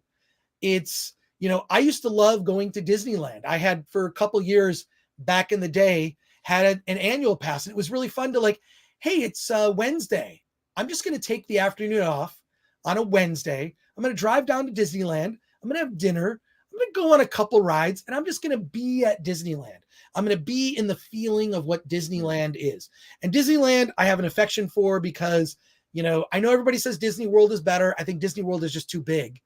Disneyland is like this small, this is something that was, that Walt Disney himself. Yeah, it was Walt's Park. It's Walt's Park. You can find that spike that was the center, when you go under the Magic Castle and you see that spike where Walt Disney, this could be some made up story. He supposedly took a spike and said, this is the middle of the park. Then they built everything out from where he put that spike, and the spike is still there. Yeah. Or at least so they say. I mean, that could be Well, like a Disney legend. I was an annual pass holder for 20 years. And Oh, wow. and I have very little desire to go back there. It just the money's the big thing, but it's like, I if I never go back, I think I'm good. And I live 20 minutes from the damn place. Yeah, well, there you go. And case in point is No Way Home and its success versus Eternals or Black Widow or any of the recent Marvel films. Woke doesn't sell. I agree. I feel that it's just its prevalence in society is way overplayed. It's way overplayed, and its importance. It is a minority fraction of people, I believe, and a very loud and vocal minority that don't even really believe much of what they're saying. They're just parroting things they've heard other people say, rather than objectively looking at something and saying, yeah, maybe this didn't quite work. I'm going to get through some of these comments. I would say it's the death of storytelling. Stories that I like are organic. They grow organically, as opposed to having a forced message put into them. And then forced thereby message, Alan, forced message. Yes. Blah blah says truly good and decent virtuous people don't need to brag and virtue signal. They do what they do because it's the right thing and keep it to themselves. I agree with that. I mean, I've always been, I'm kind of a big Boy Scout. Like if I ever see anyone that needs help on the side of the, hey, you need a jump, you need this. That's kind of I don't know. That just seems like that's something I grew up. Well, it's a biblical thing. Do good in the private, in the shadows. Don't. Yeah. There you go. And okay, we already got to that one. Yeah. James Tipler says, because for all their faults, there was obviously a plan with those movies. Well, there obviously wasn't a plan. It was a rushed plan. I think you're being sarcastic. They bought Lucasfilm, and then a year later had a film. There you go. Geek Truth says Chris sounds like Zool when he says there is only Disney Star Wars, and blah blah. Oh crap! Don't get me started on how bad Eternals was. Ugh, I agree. It was. Even the I have a very different perspective on that movie. Yeah, well, there you go. Yeah, and political correctness jumped the shark way back in the 90s. Yeah, I'm surprised that it's still a thing, but I do think that it's especially when it comes to entertainment, it's really like it's really crashing and burning. Well, when you tell a storyteller that you can't do something, that's when you slowly put the death nail in it. Yeah. Geek True 64. One reason Hollywood writers are pretty bad now because their dialogue feels ripped from Twitter, but people don't talk like that in real life. Absolutely. Yeah. They just don't talk like it in real life. It's weird. Then Graham Robbins, to circle back here, Graham Robbins says Disneyland used to be a throwback to a simpler time, and it was okay just be fanciful and magical for a day without worrying how the world will view the whimsy with contempt. Yeah, it kind of sucks that they're like redesigning Splash Mountain to be based on what, the Princess and the Frog. Yeah. And then the cries of about time, Right. And not the Jungle Cruise too. They're kind of like taking out the politically incorrect jokes. It started with Pirates of the Caribbean. It did, when they're like, oh, we can't have the women for sale. And then we can't chase women through who are holding food. It's so annoying. It's to the point where, like, the last time I went to Disneyland, I remember walking through to Frontierland. There's that part where kids can shoot guns. Yeah. Kids can literally like put, money into a machine and they can shoot little bullseyes. Wasn't it real BB guns at one point? Okay. I'm surprised it hasn't happened. And please don't give anyone ideas. But someone's going to take a picture at this. What are children doing shooting guns at Frontierland? This is an outrage, Disney. I mean, didn't they just announce that they're doing a Christmas Story, like with Peter Billingsley, like a sequel to it set years later, like in the 60s or something? I thought they made I heard that already. No, I heard that HBO Max is doing something with Peter Billingsley. I don't know. We can look it up. Well, I mean, you're bringing up another topic, is the fact that Hollywood has no new stories to tell.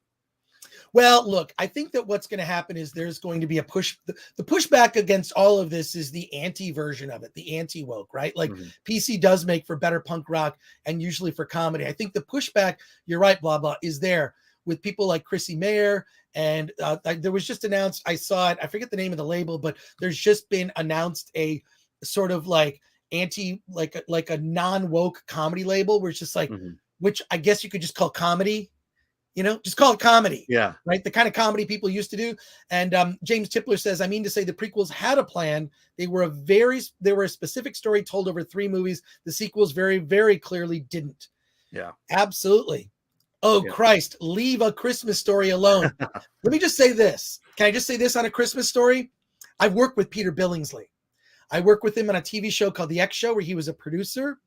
I worked with him on a television show that ended up never airing, that I was a part of, that was kind of like, it was sort of like American Idol for documentary filmmakers. And it was for the Blaze TV.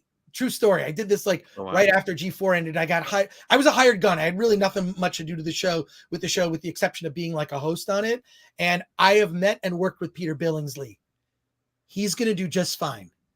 He's going to do just fine. He is the type of person, he works very closely with Jon Favreau. He's been a producer on many of Jon Favreau's films. I have full faith that whatever Peter Billingsley is involved in will not disappoint. Let me just say that.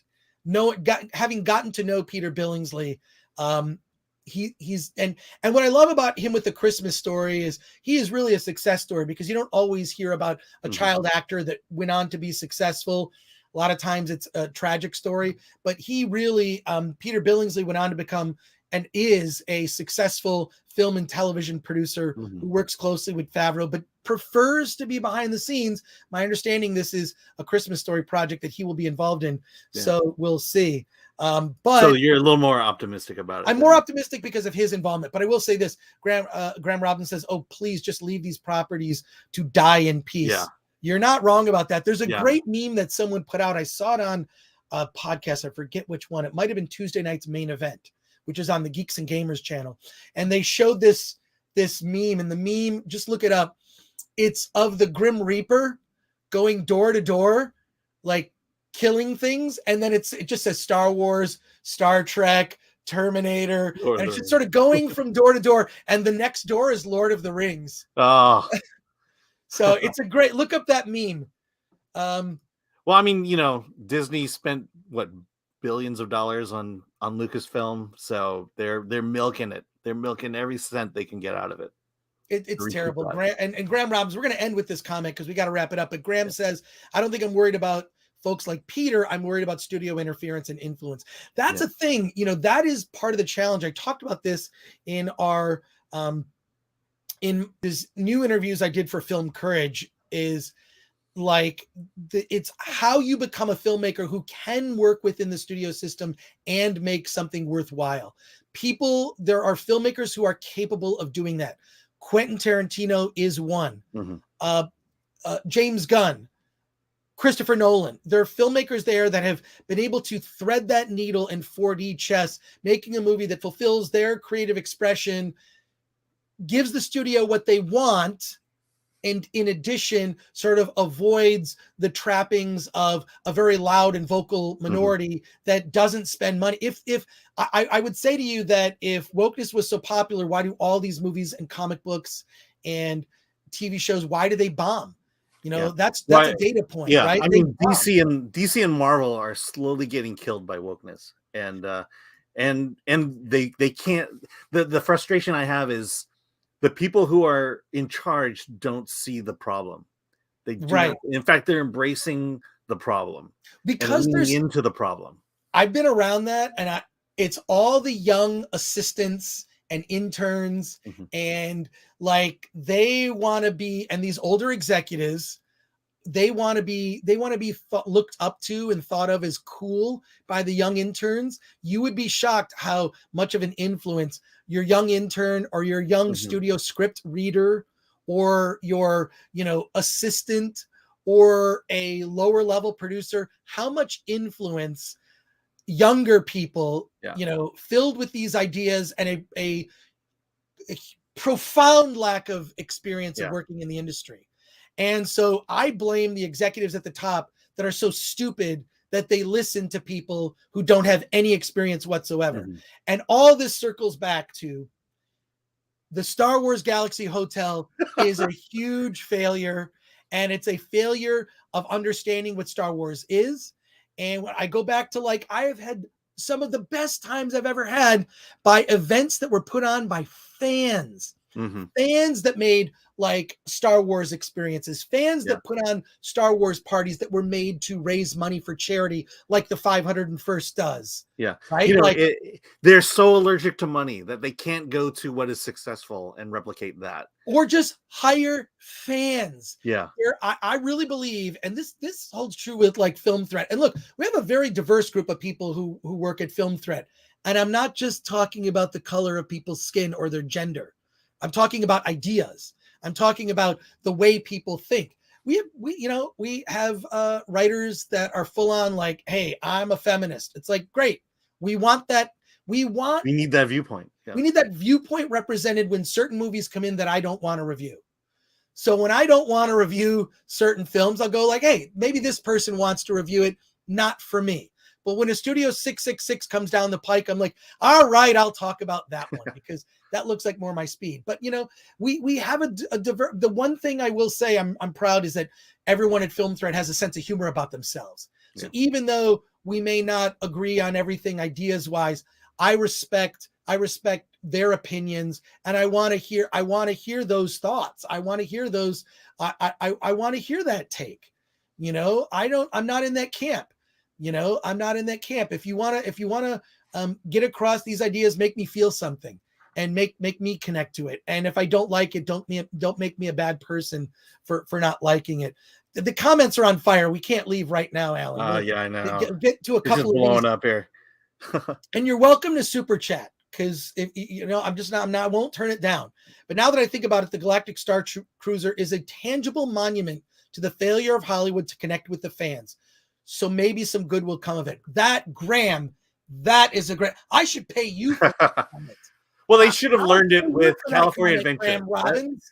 I'm just saying they should have learned this lesson with California Adventure, but they're making the same mistake over and over and over again. Graham Robbins. Well, actually, I'll say if you want, like, Graham Robbins, message me on. If you go to Film Threat, you click on contact. That goes directly to me. I'll mail you something. Graham Robbins. Best comment. In fact, I want to repeat it. Now that I think about it, the Galactic Starcruiser is a tangible monument to the failure of Hollywood to connect with the fans. So maybe some good will come of it. Graham, you got to tweet that out. That's a great, that crystallizes everything. It's corporate product. It's corporate. A corporation just doesn't understand fans. That's why Lucasfilm was so unique and pure. It was this company, you know, in Marin County in Northern California. George Lucas was the head of it, and he's a fan of all these things, right? Excuse me. That's why you know, whatever you love or dislike about the prequels, it's pure George. And that's why I am somewhat looking forward to this Kenobi series, which we should have a separate conversation about that Kenobi series. But a couple quick comments here. Oh man, when they did that after Chris Tolkien's body was still warm, I was so pissed. Yeah, that Lord of the Rings thing. We did a Lord of the Rings video. Yeah, I mean, we were on the side of, you know, let's see what we get. But the more we see the advertising that Amazon is doing for Rings of Power, the less hopeful we are that there's going to be anything good coming out of it. And also, if anyone here in the chat wants something for free, we're doing a giveaway. If you go to Film Threat's Twitter feed, look at the Twitter feed. And I think yesterday we posted a tweet. If you like an RT this tweet, by the end of today, I have 4K digital download codes for the Green Mile, and I can direct message them to you. So if you're interested in getting a free copy of the Green Mile on 4K digital, I've got 5 codes to give away. All you got to do, go to the Film Threat Twitter feed right now and retweet. Just retweet. I'll look for your Twitter name. I'll direct message you and I'll send you the code. It's free. And Graham Robbins is gonna DM me, and I'm gonna send him. I'll send him like a film. I'll get a little Film Threat something. That's what I'm gonna send you, Graham. Hopefully you'll post it on social media. We got to wrap it up here, Alan. But we have a meeting in a half an hour, so yes, we do. Yeah, we got. Yeah, it'll be a very quick meeting. I can just say that. But I want to thank you to the chat. Hail to the chat. Thank you so much for your comments, your enthusiasm, your support. Next Tuesday night, we're doing a live stream talking about the Batman. It'll be a late night live stream. I'll go as long as I can. Then we're going to be doing another live stream on Friday. The live stream on Tuesday night will be spoiler free. The live stream on Friday, that is going to be spoiler filled. So if you're going to talk about the Batman with us, make sure you have seen the movie. Okay, you can see it on Thursday night, so there's no excuse. Friday morning, Alan and I will be here. Yeah, I will have seen it by then. He will have seen it by then. We'll both have seen the Batman. I'll have seen it twice, and we're going to have a Friday morning live stream that is going to be spoiler filled. We're going to get into it. And I've already talked to a couple of friends of mine that's seen it, and I think it's going to be a controversial conversation. Yeah. I think it's going to be a controversial conversation. All right. Hey, I want to thank everybody in the chat. You guys, everybody, you were great. Thank you. I am Chris Gore from Film Threat. I don't know. I hate titles. I'm the publisher. I know. We never work on endings. That's the problem. But I want to say thank you. And Alan Ng, the editor-in-chief of Film Threat. Go to filmthreat.com. Check it out. Like this video. Share it. Subscribe to the channel. Support us. You can buy something on the Film Threat shop. You go to shop.filmthreat.com. Pick yourself up a Film Threat t-shirt. And we're out of here. We'll chat with you next Tuesday night, 11 p.m. Pacific time. Thank you so much. Later.